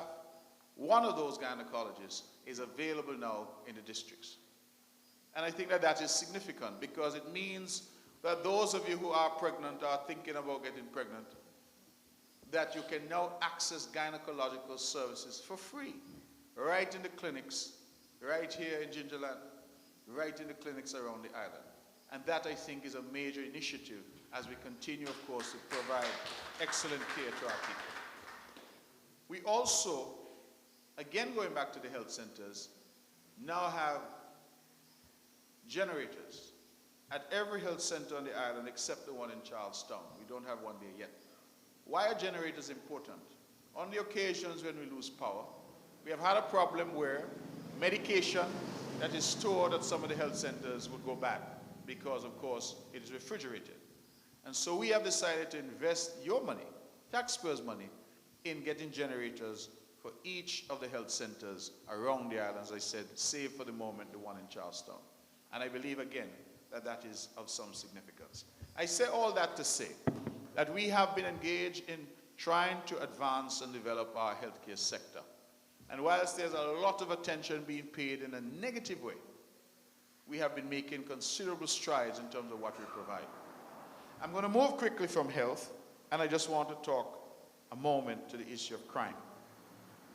We all know that we have had a terrible situation in St. Kitts and Nevis, and since we're in Nevis, on the island of Nevis, over the past, say, 2 decades. We have had a situation where those of us who are old enough would say we never thought that we would get to that stage here on our island. It has baffled and bedeviled us. Each year we have spent more and more money on police and on national security, and we have not seen the results until now. And I want to commend the Prime Minister, who's Minister of National Security. I want to commend the security forces. I want to commend the police, particularly the head of the police in Nevis, Superintendent David, and of course our Acting Commissioner of Police, and Division, Mr. Brandy. I want to commend all of them because for the first time the statistics are suggesting to us that we have entered a period of calm. Now, I think, and I've always said, that crime is a social problem. I remind people when they say, oh, how come you have a murder in Nevis? That in the Garden of Eden, Cain killed Abel. So crime has been with us from time immemorial. And it suggests that once mankind is imperfect, and they say the heart of man is wicked, then we will have crime. The minister mentioned praedio larceny, nice word for thieving, crime. And so the reality is that crime is a social phenomenon that I suspect will always be with us. Our job as a government is to manage it, ensure that we keep it at minimal levels. And all of us can admit that for too long, crime has been at levels that we were not proud of. And so I have repeatedly said in my role as Premier that the community must respond. That this attitude that we've developed where people see and don't see, that had to change, that there had to be greater cooperation with our police and our security forces. The tendency to bash our police, bash our security forces or giving the criminals a pass, we said that had to end. And so I believe part of what we're seeing is the community responding positively, working with law enforcement, and basically saying enough is enough. And whilst we have no control in that sense, because one does not know what could happen today or tomorrow, or even tonight as we're here, I think the statistics suggest that we're at least starting to move in the right direction. What do those statistics show? And I've had some stats here from the period 2017 to 2019. Firearms, as a matter of fact, I have a graphic somewhere here, if I can find it. Bear with me, please, ladies and gentlemen. Yes. Firearms, ammunition, possession, smuggling. The statistics from the period 2017 to 2019 suggest that that's down 40%. Robberies from last year to now are down 67%. Break-ins are down 64%. Sex crimes, such as rape, indecent assault, those are down 75%. Attempted murder is down 50%. We have murder manslaughter from last year to this year, it's down 50%, and from 2017, same period this year, it's down 67%. In fact, every category of crime is trending downwards significantly. I'm talking, these are statistics for the island of Nevis. Trending down significantly, save and except one. You know what that one is? Another big word, larceny. Larceny is up 37.5%. You hear pradio larceny? That means thieving crops. Larceny means thieving. So we still have a problem, of course, with crimes against property. But I am hearing here my friends say taking up things that don't belong to you. So that is still a bit of a problem, but certainly in all other categories, crime is down. What is also instructive, ladies and gentlemen, is that internationally we're told that the acceptable detection rate, that is the rate at which crimes are solved, an acceptable rate is 1 in 3. So if there are 3 crimes, if the police can solve 1, that is considered internationally to be an acceptable solution rate. In Nevis, in 2017, we had a detection rate of 51.6%. That fell slightly to 49.5% in 2018. And for 2019, thus far, we have a detection rate of 62.5%, almost double the international standard. And I think the police ought to be commended, and the community ought to be commended for that. I want to move very quickly because we had the issue of good governance. You hear a lot of chatter about good governance. What is good governance? I have said to people we're engaged in good governance right now because we have come to you in the heart of Gingerland to have a conversation with you, for you to be able to ask whatever question you want to ask and for us to provide you with the answers as we may have them. This is an example of good governance, a government that is coming and having a conversation with the people. You elected us. We work for you. We serve you, not the other way around. And so it is important that we come to you and we provide every available forum. And as Premier, we have initiated now the monthly press conference. And that is an opportunity for the press to ask questions. We have various programs on radio, such as On the Mark. I've been there for a long time. I continue to be there. And I must be the only leader in the Caribbean that I know of that every single week from 8 to 10 people could call in and say what they need to say and ask what they need to ask. I think that that is significant for Nevis. We have, ladies and gentlemen, passed and operationalized legislation such as the Integrity in Public Life Ordinance. In fact, I have before me a press release saying that the Office of the Integrity in Public Life Commission opened its doors for business on Monday the 3rd of June. A first, again, and I think that that is significant. We have provided an office for Mr. Parry, the lone member of the opposition. And when I said this in New York, a fellow stayed in the back and said, "For?" And I said, because it is the right thing to do. It is important in a democracy that you have and are able to hear all sides. And the opposition has a role to play, just as the government has a role to play. And I think ultimately we need to get to a state in Nevis where we're debating ideas and forget about the personalities. We have in the square a public competition of the ideas that are at stake. And so when people go to the polls, they go to vote based on who they think has a better plan. And so we have done that, and I'm quite proud. And I must say of the members who are here, members of the cabinet, they didn't give me any trouble to put it in place because we thought it was the right thing to do. Ladies and gentlemen, I have so much information here, statistics about the economy, lots of things that I can say, but it is getting late, and so I want to end on a high note and to extend an invitation to all of you who are here and can make it. On Sunday, a very historic thing is going to happen on the island of Nevis. On Sunday, for the first time in the island's history, we will have a visit from a sitting president of Taiwan.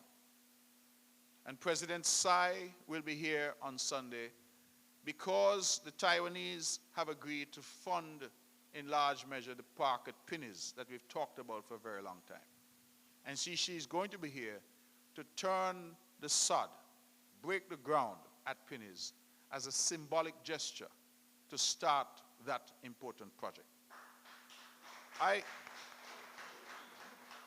I feel incredibly proud that we have been able, you know why?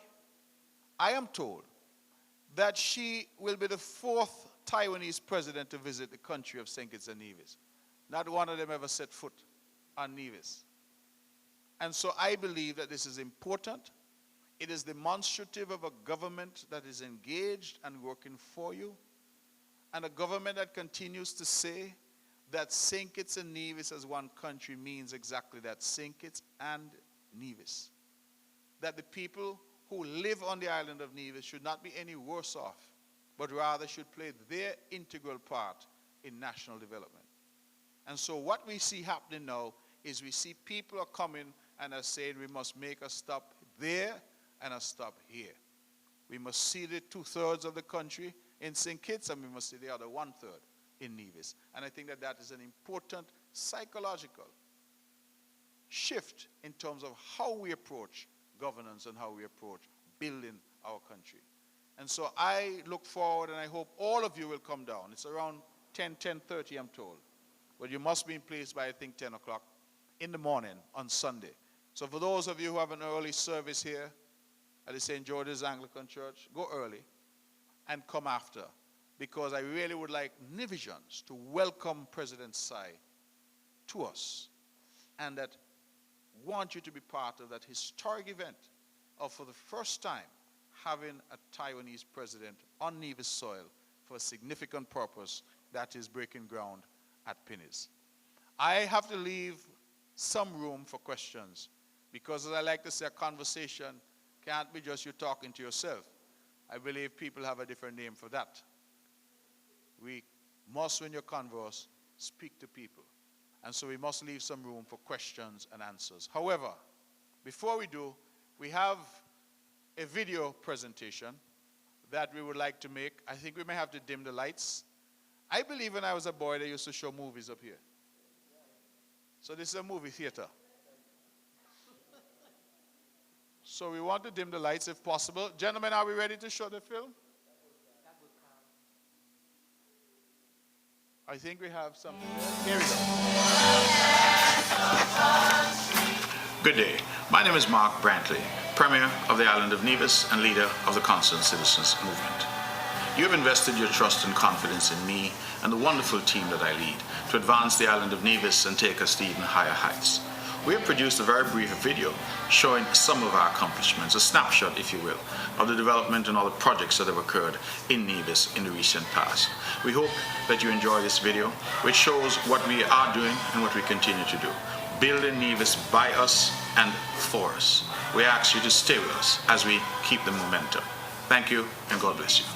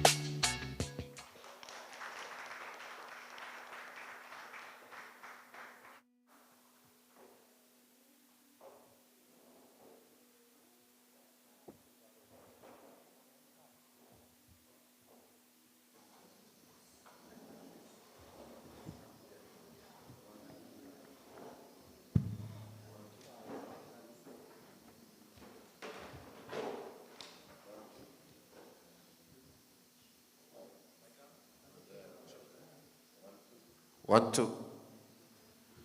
I think that was a wonderful video. What do you think?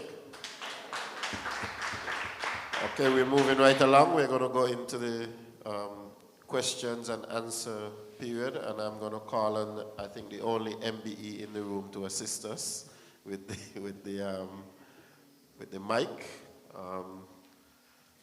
Sir Keith Scarborough, you see? He started coming before I called his name because he's the only MBE in the room. Okay, so the floor is now open for questions, and we have one hand raised.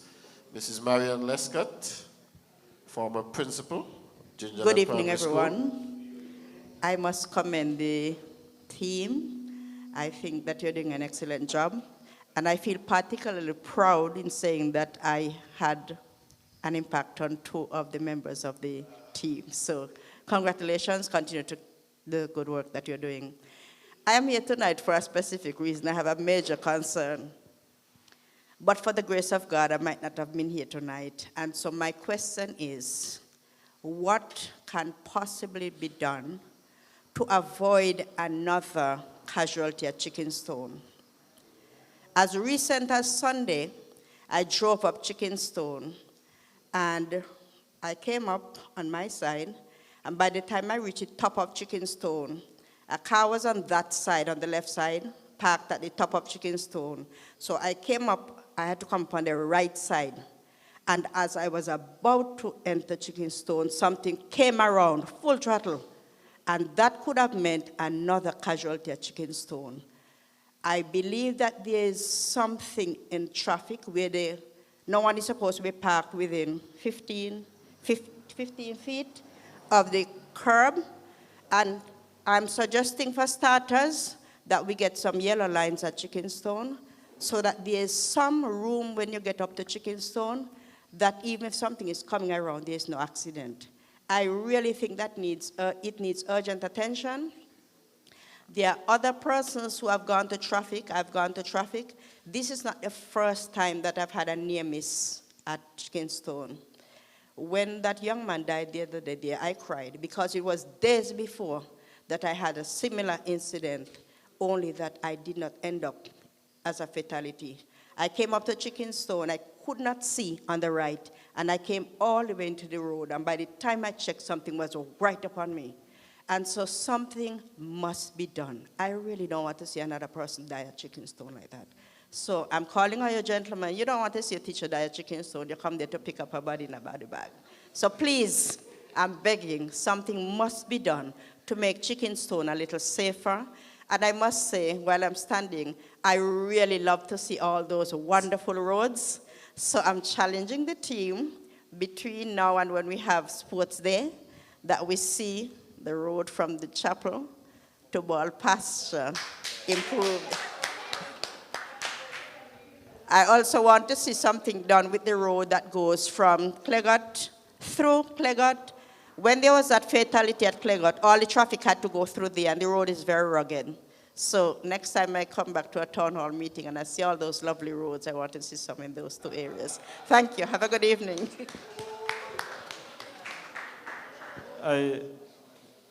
Thank you for your question, Madam Lescott. The matter at Chickenstone have been occupying our thoughts for some time. And it was just today, actually, we had a follow-up meeting, and one of the items on the agenda was that very issue. We had a meeting today with Traffic Department and Public Works and the Ministry. We have written to the property owners there in Chickenstone to actually see how we can remedy that situation. The aim is that we will remove the old galvanized building. I think there's an old galvanized building right around the corner there, and also to remove the stone. We have spoken to the property owners, and I believe that based on the conversation that the assistant PS would have indicated, they are prepared to allow the government to do what we are proposing. We have written to them because we want to make sure that we do things properly and in order. We have written to them, and we are simply waiting for them to give us something back in writing. But they have given the commitment, and as soon as we have that piece of paper in our hand, we will deal with that matter. But we are on that. Like you, I really do not want to say that we have another fatality there. I think we are up to at least 3 persons who would have died right in that intersection there. And possibly more accidents. We, as a caring government, we are aware of the situation, we are dealing with it, and I'm hoping that we can have it resolved like tomorrow, actually. But we are on that. As you speak to other roads, where do I start? The demand for roads on the island of Nevis has, been unprecedented. And while we wrestle every day as to which piece of road we are going to deal with, I want us to bear in mind the limited resources that we have. And I must also say to you that even in cabinet, we wrestle as to which piece we are going to take on. But I can assure you that once we have the necessary resources, we will try and accommodate where we know that this road improvement needs to be done. We have a long list. I can tell you we have a long list. And it is just a matter of making sure that we have the necessary resources. Every day, every week, the PS is there.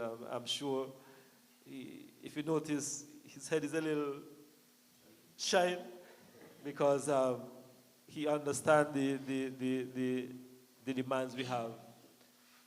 He is the one who is the chief executive of the ministry, and he has to say, well, minister, we need some funds here and there and so on and so forth. But not that I'm trying to make any excuse, but we are aware of the high demand, and we are doing our very best to accommodate as much as possible. I cannot honestly sit here and say to you, we're going to get to it next week or next month. I know that I do not have that answer for you, but we are aware of the situation. Thank you. We have another Good question. night to everybody. I have a concern about the road which part I live. They have this road is 85% done and 15% no, finished at to now. The road needs to complete, and the road is narrow. You cannot take truck. You have complaint again. You have some trees, skinny trees, above me, and electric wire running to them. They need to cut down. This is my other concern. Mr. Jeffers said that we are buying the pork from overseas, and we're selling pork for $10. But we had to sell the pork for $10 because we had to pay $35 a bag for the feed. And then we had to feed the hog. And then we had to still carry the pig to the abattoir. We had to slaughter them. We had to pay for slaughter them, slice them. We had to pay for the truck to carry them. That is my concern.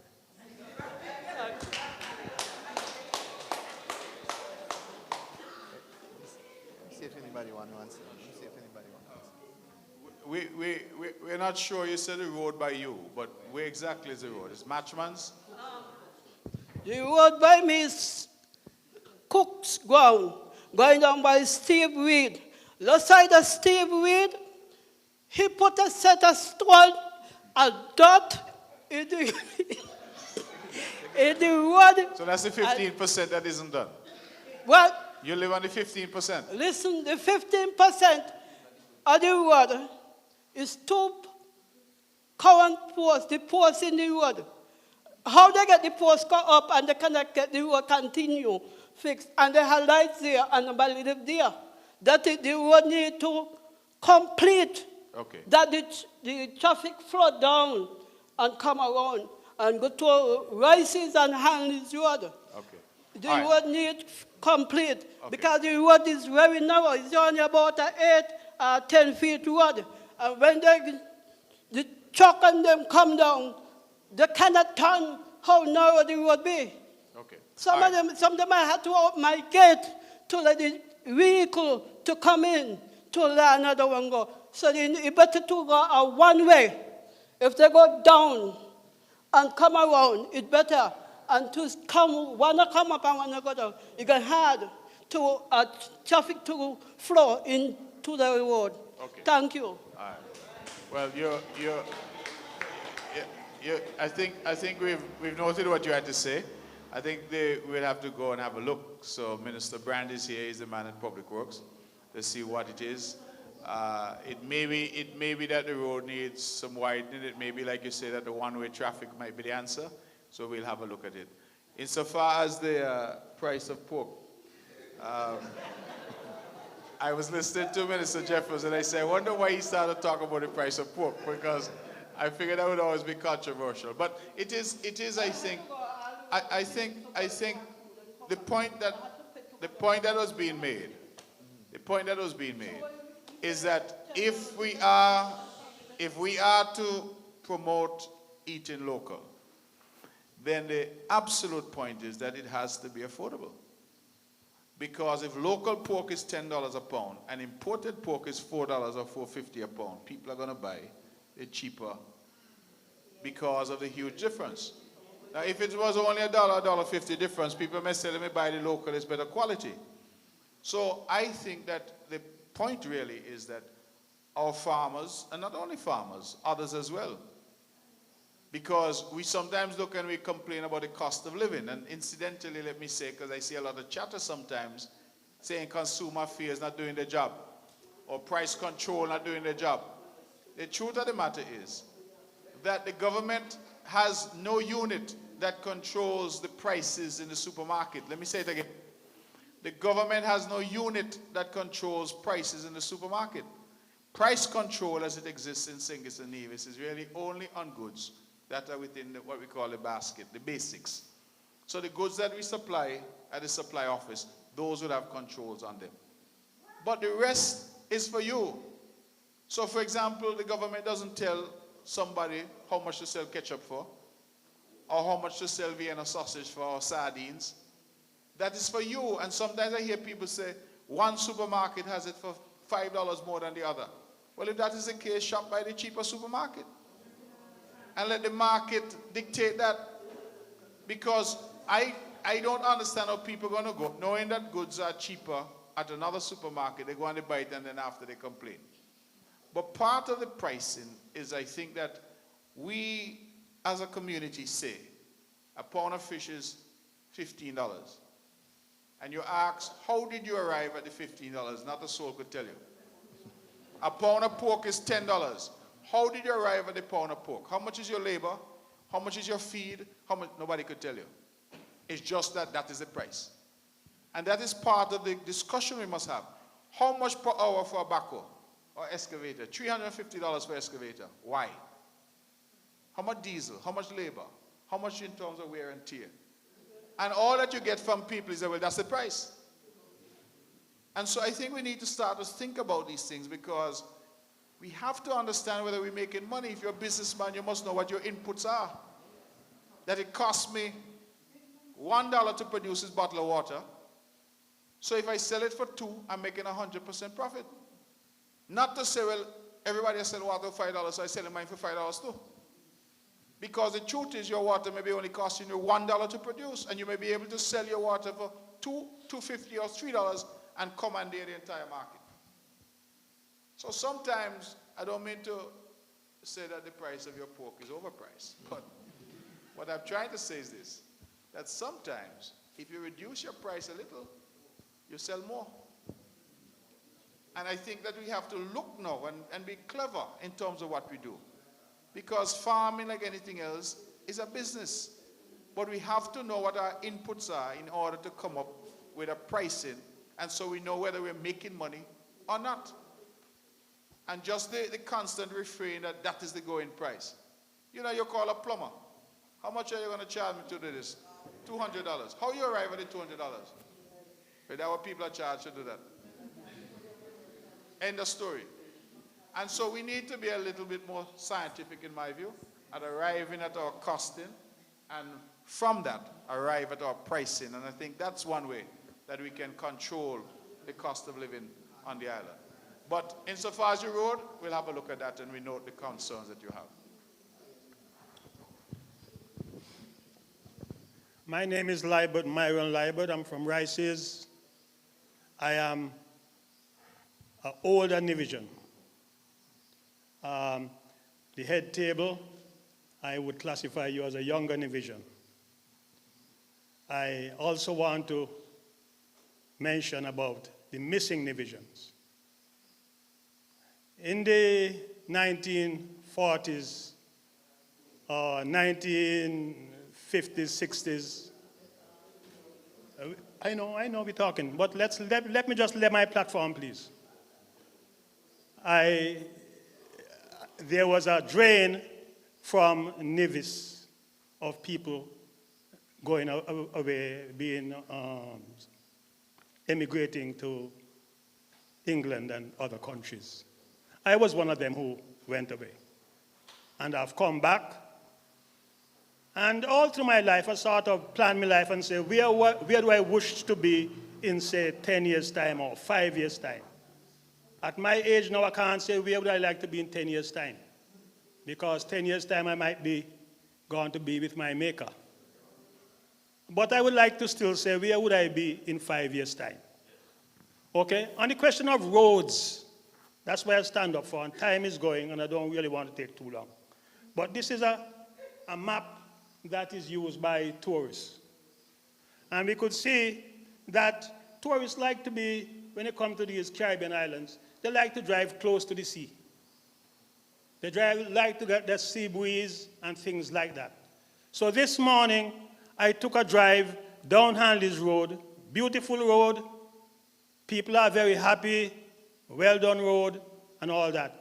And I went from the bottom of Hanley's Road there, the end of that road, and I drove all the way past the village of Logrong village. It's no longer there now. The people them had wooden houses in those days, in the 40s and 50s. But those areas were neglected. And they saw development up closer to the pitch. And so they wanted electricity and water to stop them from having to walk. So they put their little house on a truck and move up closer to the pitch.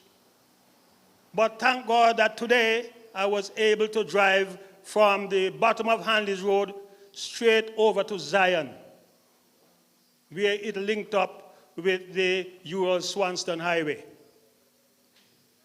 I do not know who cut that road track, but that road has now cut, and I hope that it's on your program to be developed.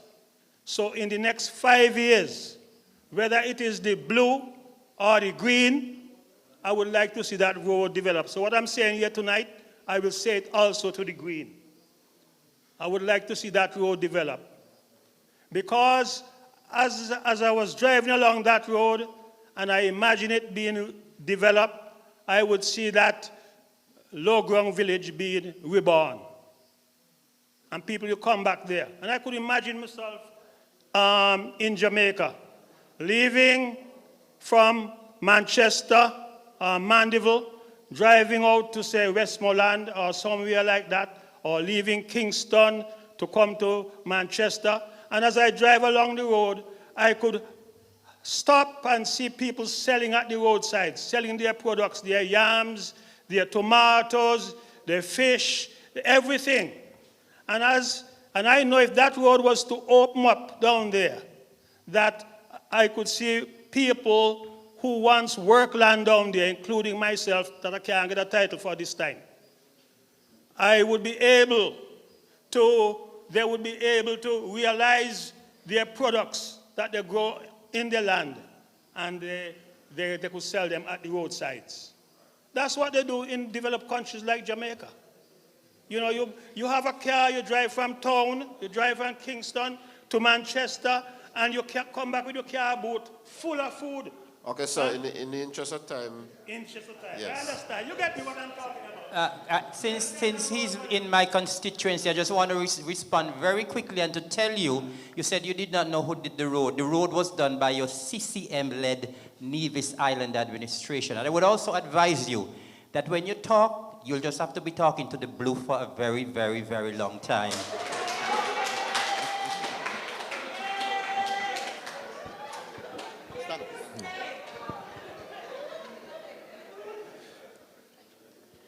Good evening, all. Carl Manners. My concern tonight is the rumblings that I'm hearing about the requirement that is going to be put on the overseas citizens if they're to come back and take part in our elections. I'm wondering what is the thinking behind putting this requirement on citizens. I mean, the way I see it, if you're a citizen, you have a right to take part. I really don't understand. At one point, it seemed like the bringing back of people. To me, that is not something you put on the citizens. That is for the, I'm sure there's legislation to govern the electoral process and to stop bribery and that kind of thing. And if people are trying to outdo one another, bringing people back, I'm sure that's a form of bribery. And the leaders need to use the electoral laws to straighten that out and not put it on the citizens. I mean, I had a chat with an older person in the community a couple of days ago, and he was saying that that is tough. 6 months, they have to come back, and they can't do that. Some people are working, they can't do it. How about, he was saying, well, asking, how about 6 months cumulatively over the 5-year period? I mean, even that I don't see. I mean, if there's an issue, which I don't know, I'd like some clarity on that. Mr. Premier, you're in with the federal government as well, so maybe you can shed some light on this. Well, let me ask you, you've raised a very interesting point. What is your position as a citizen of St. Kitts and Nevis? Well, I've said it. I don't think that restrictions should be put on people. If they're citizens, they should be able to come back, partake in the election. I think that they should come back on their own steam. That is my opinion. Okay. If they so care about their country, let them come back on their own steam, and done away with this plain load of people coming in and that kind of thing. Nobody's supposed to have to organize. I'm a division. Nobody organizes for me to go to the poll. I go to the poll. You know. What if you're an elderly division? You need a ride to get you to the poll. I'm sure somebody would give them a lift. Somebody would organize and get you a ride. Yeah. So if I say I need a ride from the Bronx. From the Bronx. In New York to get to the polls.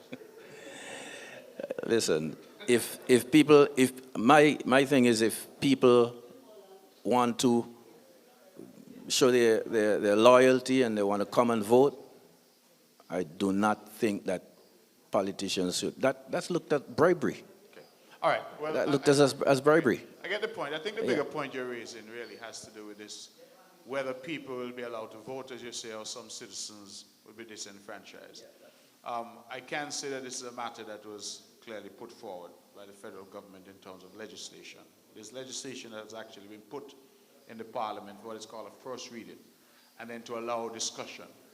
I have said to the outset, and I've said from the outset, I've said to my colleagues on St. Kitts in the cabinet, federal cabinet, that this has to be a matter for discussion.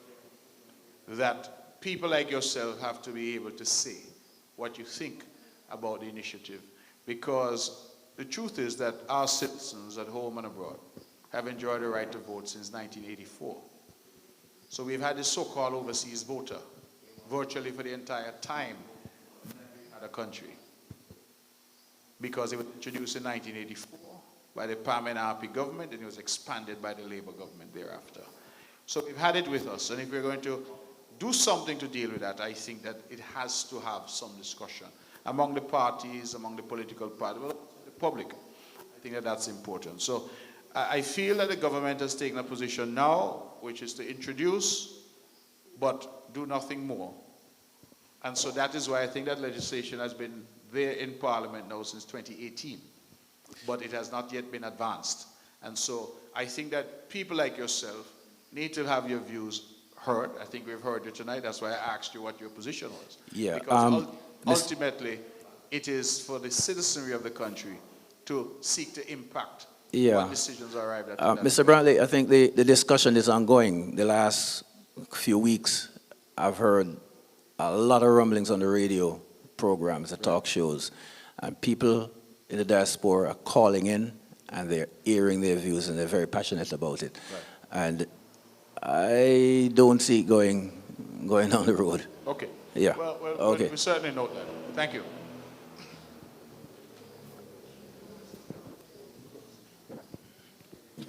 Yes, good evening to the head table. I just want to endorse what Carlo says. My view is that if you is an individual and you live abroad and you have houses here and you pay taxes, I don't think no restriction should be put on you to come home to vote. That's my view.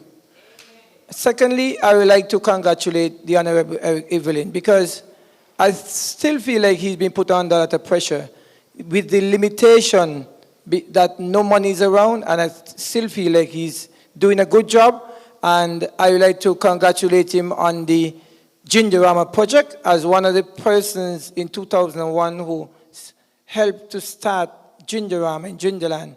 I'm glad that he followed on the vision of the Honorable Vance Amway. After he has conceived the project, and Eric Evelyn has put it in place, and I'm pleased with the project so far. Secondly, over at Hard Times. At Hard Times, right now, anybody in Gingerland that want to join a domino club, we have a cornmeal domino club going on right now for the past few months. Most of our members is 50 and over.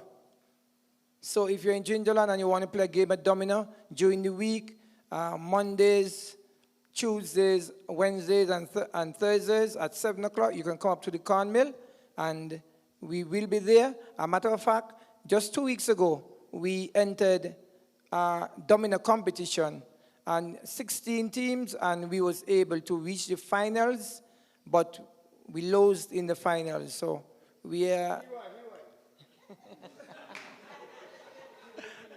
Yeah, so we lost the finals, but it was good.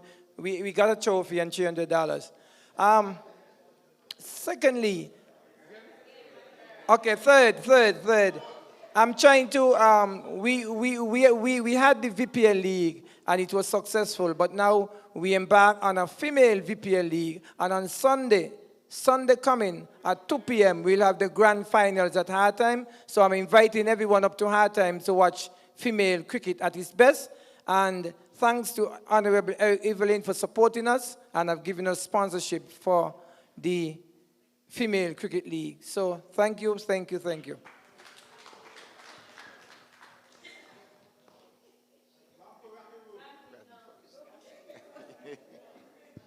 Good evening.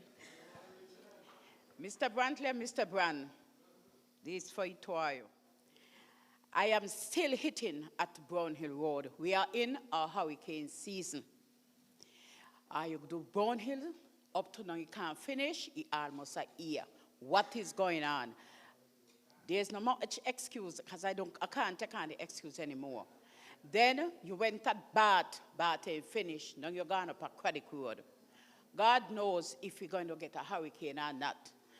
My advice, it might not be the perfect advice, but now you are going to do the road over St. Thomas's, coming down and over to there.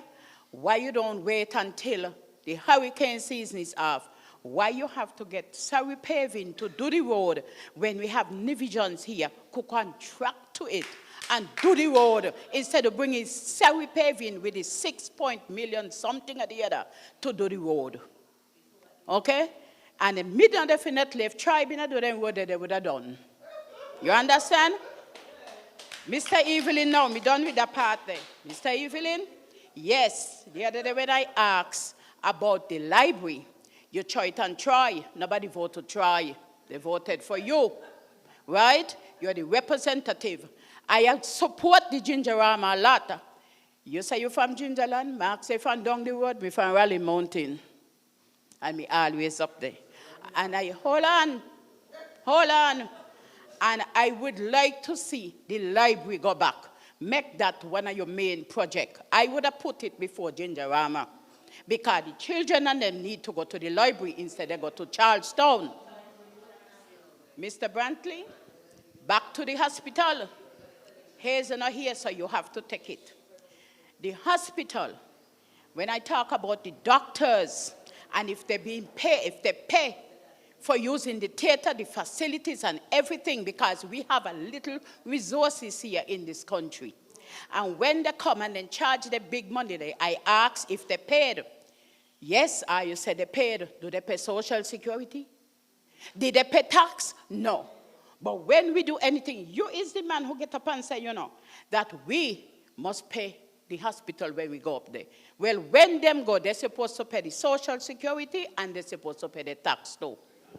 Coming to you now, Alexis. I want to see your face.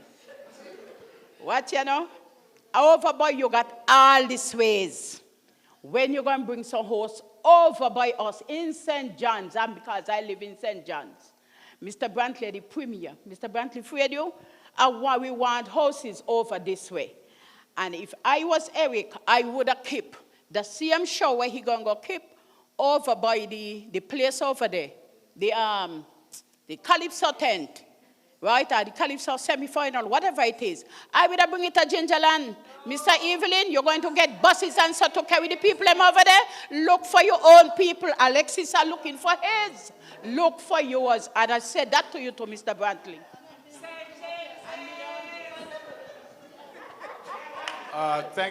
Thank you very much. You made quite a few comments. I'm not sure that there are too many questions. But you have raised the issue on housing with me in the past. And I have answered you privately, and I'll now answer you publicly. You remember the story about the dog with the bone? Crossing the water with a bone, a nice bone in the mouth. He look over, and he see the shadow. He drop his bone, fighting for the shadow, end up with no bone at all. St. James is under the watch of a good representative in the Honorable Alexis Jeffers. And there is some development to be sure that is happening in St. James, specifically in housing. But for the avoidance of doubt, there's housing happening all over the island of Nevis. St. James just happens to be the area where government owns a considerable portion of land at this point in time. And I hear the criticism that comes about you need more houses in St. John's. Well, good God, how much more people you going to put in St. John's? Right now, we had a discussion up to a few days ago about the primary schools in St. James. We can't find students for them. But the primary schools are like Ivor Walters. We just added classrooms, they're balling for more classrooms. Because the biggest housing development ever done on the island of Nevis is in St. John's, Cherry Gardens. And no provision was made for any schooling for those children. You have Golden Grove. You have Church Ground. If you were to start to add up the number of homes that have been built in St. John's, it far outstrips anywhere else, because St. John's has been and continues to be the most populated parish. You just have to look at the voters list. I should know, because I have more voters in St. John's than nearly the whole of the rest of the island combined. Matter of fact, when you look at the electoral list for the entire country, I think number 8, Keon and St. Peter's is the largest, and St. John's and St. Paul's is the second largest. So I am saying to you that while it perhaps sounds good to say that housing is only happening in St. James, that is not accurate. A lot of homes have been built in the other areas of Nevis, and we have houses done by NHLDC all over the island. In fact, even now, I know homes have been built in Bath, homes are being built on other people's land, the extension to Cherry Gardens, all of that has been done.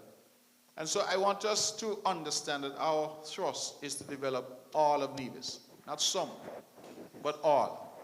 Because everybody in Nevis must be able to get and feel some of the development that is happening here. I think that that is critical. As to Brownhill Road, I'm from Brownhill.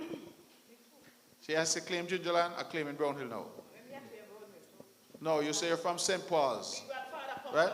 So, Brownhill Road is a project, and I understand, because you've raised this before as well, that somehow the project is taking too long. And Mr. Brand, no doubt, is here and he can give you a technical response. What I will say to you is that coming from Brownhill, it is, to my mind, not right to just look at Brownhill Road proper, because that is only giving a small part of what that overall project has been. In Brownhill, you've gone all the way up from Johnny, them above up the hill. And you've come now all the way down to Bridgegut. And you're now doing the rest of the road. But in the meantime, there have been a number of side roads and connecting roads that have been done. If you were to drive now from Brownhill Road and you head straight down, you end up all the way down to the Mondo track. All of that is brand new road that has gone in. So it cannot be fair to say Brownhill Road taking too long and ignore all of the side roads and all of the connecting roads that have also been done. So I feel that the project is moving. I don't think that any member of the cabinet has had any difficulties with the pace. We feel that Public Works is doing an excellent job, and I want to commend Minister Brand and his team. I think they're doing fine work up and down the length and breadth of Nevis. Now, I want to answer one last question, because I hear this story about Surrey paving. The Honorable Van Seymour is here. When we went back into office in 2013, the government under his leadership took a decision that Nevisians must eat in their own country. We took a decision that projects are going to involve Nevisian input. Let me remind everybody here that prior to 2013, all the projects that were done on the island were done by people from outside Nevis. We started the first big project right here with Hanley's Road. Minister Liebert at the time was the minister.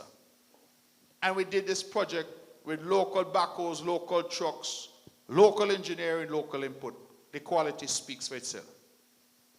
And rather than telling our Public Works Department that they must go up Grand Pasture to practice, learn how to drive, we decided that our people had the education, they had the skill set, and that they must be given the opportunity. And I am here to say tonight that it is something that has worked, because we now have youngsters up and down the length of Nevis who have gone to the bank and borrowed money and bought some piece of equipment or some vehicle that is gainfully employed. And we've created a number of entrepreneurs as a result of that policy, that youngsters and Nevisians are no longer sitting down on the curb kicking stone while they see trucks and backhoes moving, all of which have been imported. Now I say that to say this. The government, as you have correctly pointed out, is doing a number of projects. We have Brownhill that's going. We're finishing that first phase of Bath. We have Craddock Road. And we realize that the resources of Public Works are naturally stretched because we have different projects happening at the same time. That road that is from Cotton Ground over to past Cliff Dwellers, we have been looking at it for some time. I think all of us who are motorists understand that that road has deteriorated badly over the years. And you drive on that road now, you have more patch than road.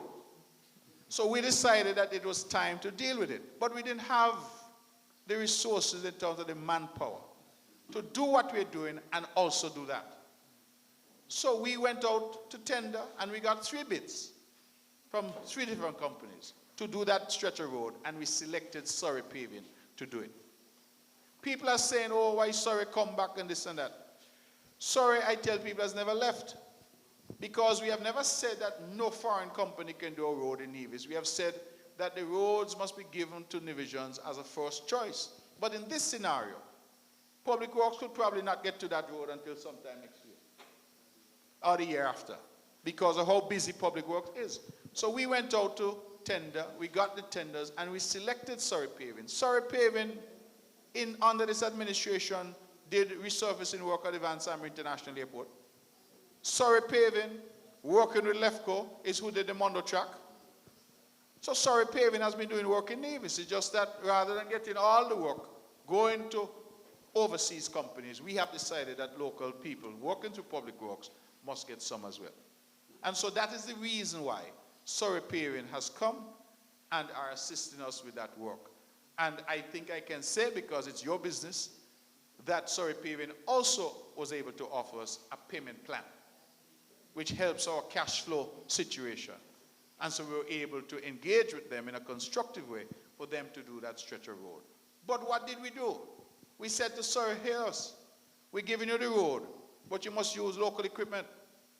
You must use local labor where it's available. And so we have to ensure that the people of Nevis continue to get some benefit. And that has been the policy of this government throughout. All them roads you see on this video that we showed have been built by us and for us. And that is a result of a deliberate policy by this government that was started under Van Summer and that we have continued to this day. And that I hope will continue into the future. And that is how we build expertise, and that is how we empower our people.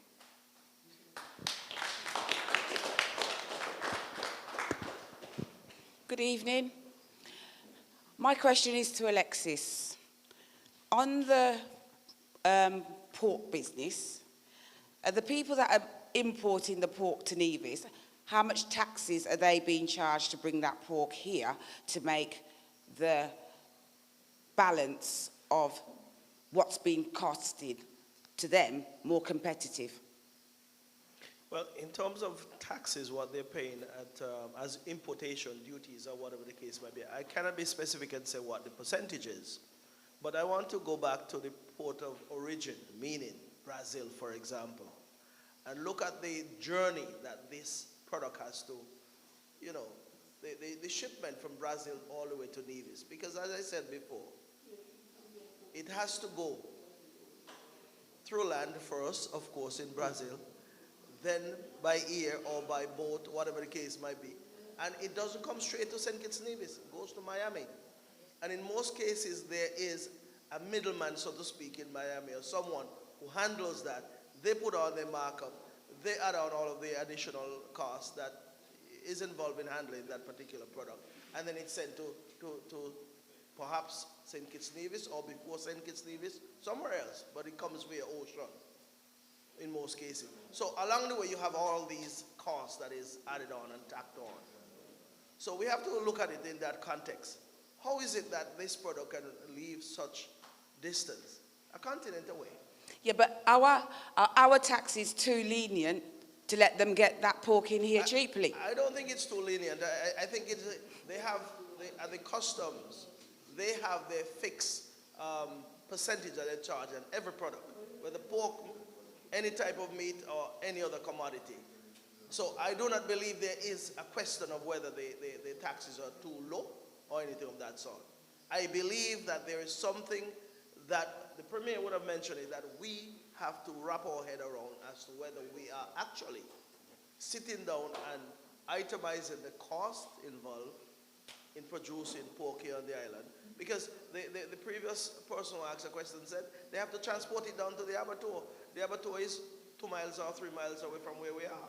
Leading on from that, Yeah. I'm not going to get any better than what you're saying. It is a matter that we ourselves have just picked a number out the air, a price out the air, and said that is what we're going to charge. And in Nevis, I find that services are expensive. Me and my aunt lives in America and I live in the UK, but we live here a good percentage of the year. I daren't call an electrician or a plumber to come and do nothing in my house. Because the charges that they give me are more than what I pay in the UK. So I want to know why the goods and services are so expensive in Nevis. Well, it goes back to the same point we're trying to make, that most persons, if not pretty much all of us, don't necessarily sit down to itemize the cost and all of the resources that goes into the production of anything. Like we said before, the price is just, that's my price, yeah? And you go to the supermarket and you see a price, and you wonder, well, how did they arrive at this price? Tomorrow you go back and the price has gone up, and it's the same product that is sitting down. For example, at the moment, we're having a new fitted kitchen in one of the houses. We've had a worker come all the way from St. Martin to fit this because he's cheaper than somebody in Nevis. So I have made a point before that we have to change our mindset and change the way we do things around here. Or else, we might just turn out to be... We're just pricing ourselves out of work. So they need to be more competitive. So the illustration that was given by the Premier about $300 for an hour for an excavator, it is just a price that somebody throw out there. I want $300 for my services. And, you know, the cost of fuel, cost of labor, cost of whatever, transportation, all of that, you don't know whether they would have sat down to come up with these numbers, but that's what we're facing. But people on the island of Nevis have to understand that we are doing an injustice to ourselves, we are doing an injustice to the island. And that is why you're making the comparison. Perhaps there are certain things you're going to tell yourself, instead of buying it here, you're going to bring it with you when you're coming from England. Well, I'm trying not to bring things. That is what we don't want. We wanted to patronize our local businesses. But if there's a businessman out there who says, listen, I am going to sell at this price, the lowest I possibly can, and try and make $1 as a profit, he would get all his sales in Nevis. Okay. If he has that mindset. Okay. Thank you.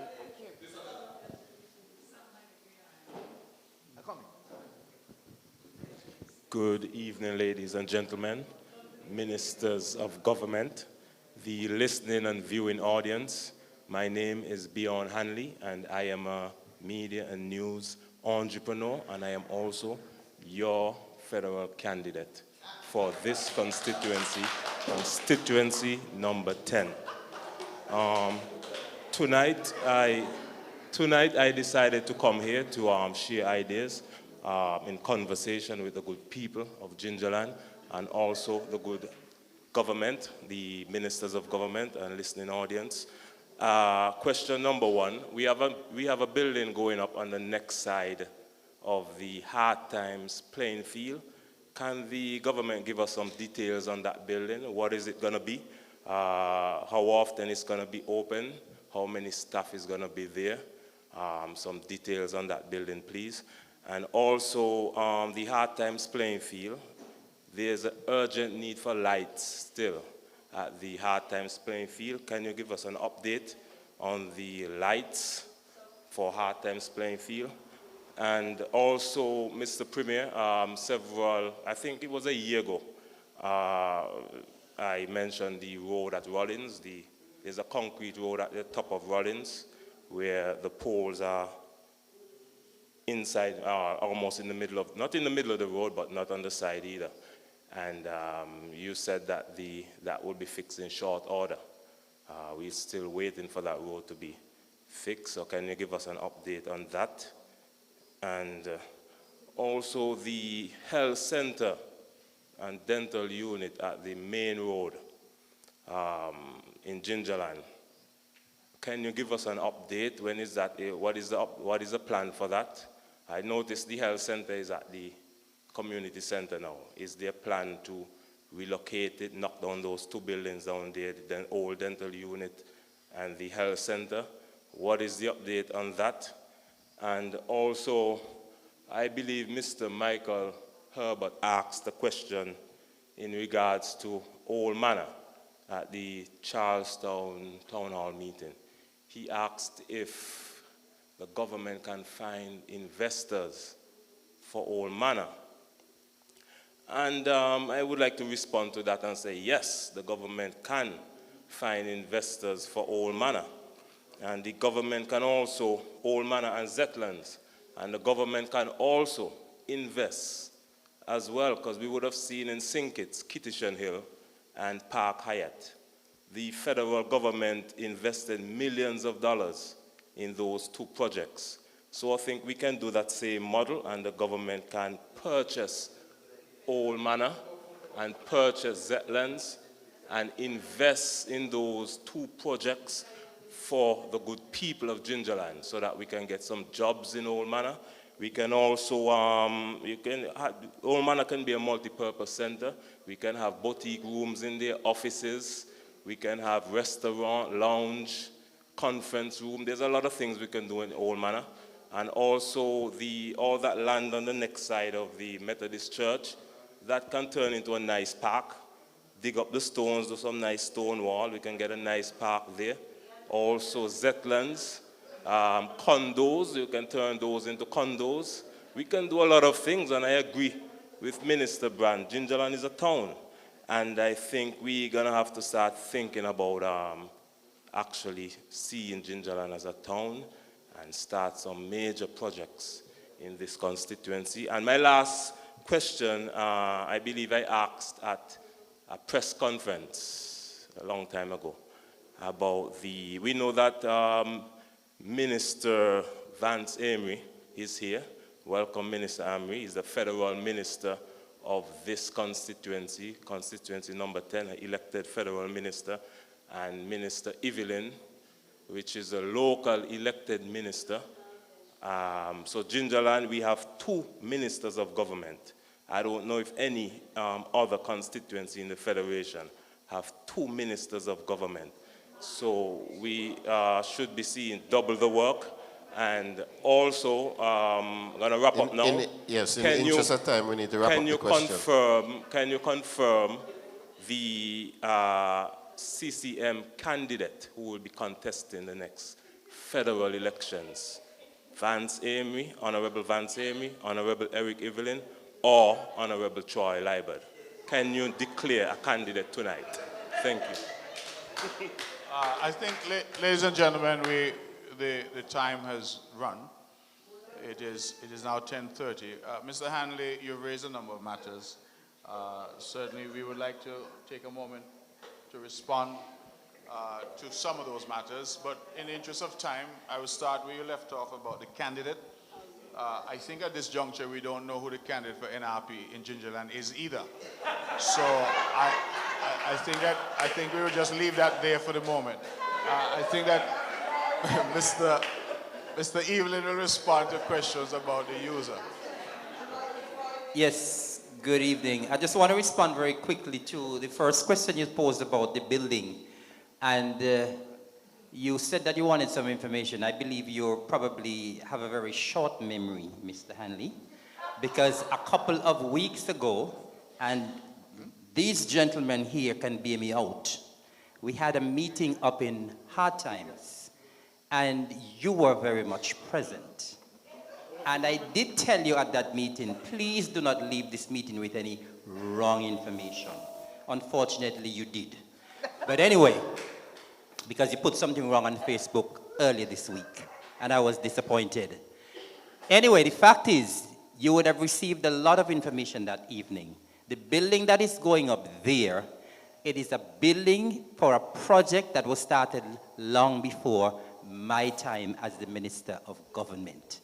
It's a part of a conserving biodiversity project, and that project has been in existence for a while. The project is actually coming to a close, and it was said at the meeting up in Hard Times when you were present that that building was conceptualized before I became a minister.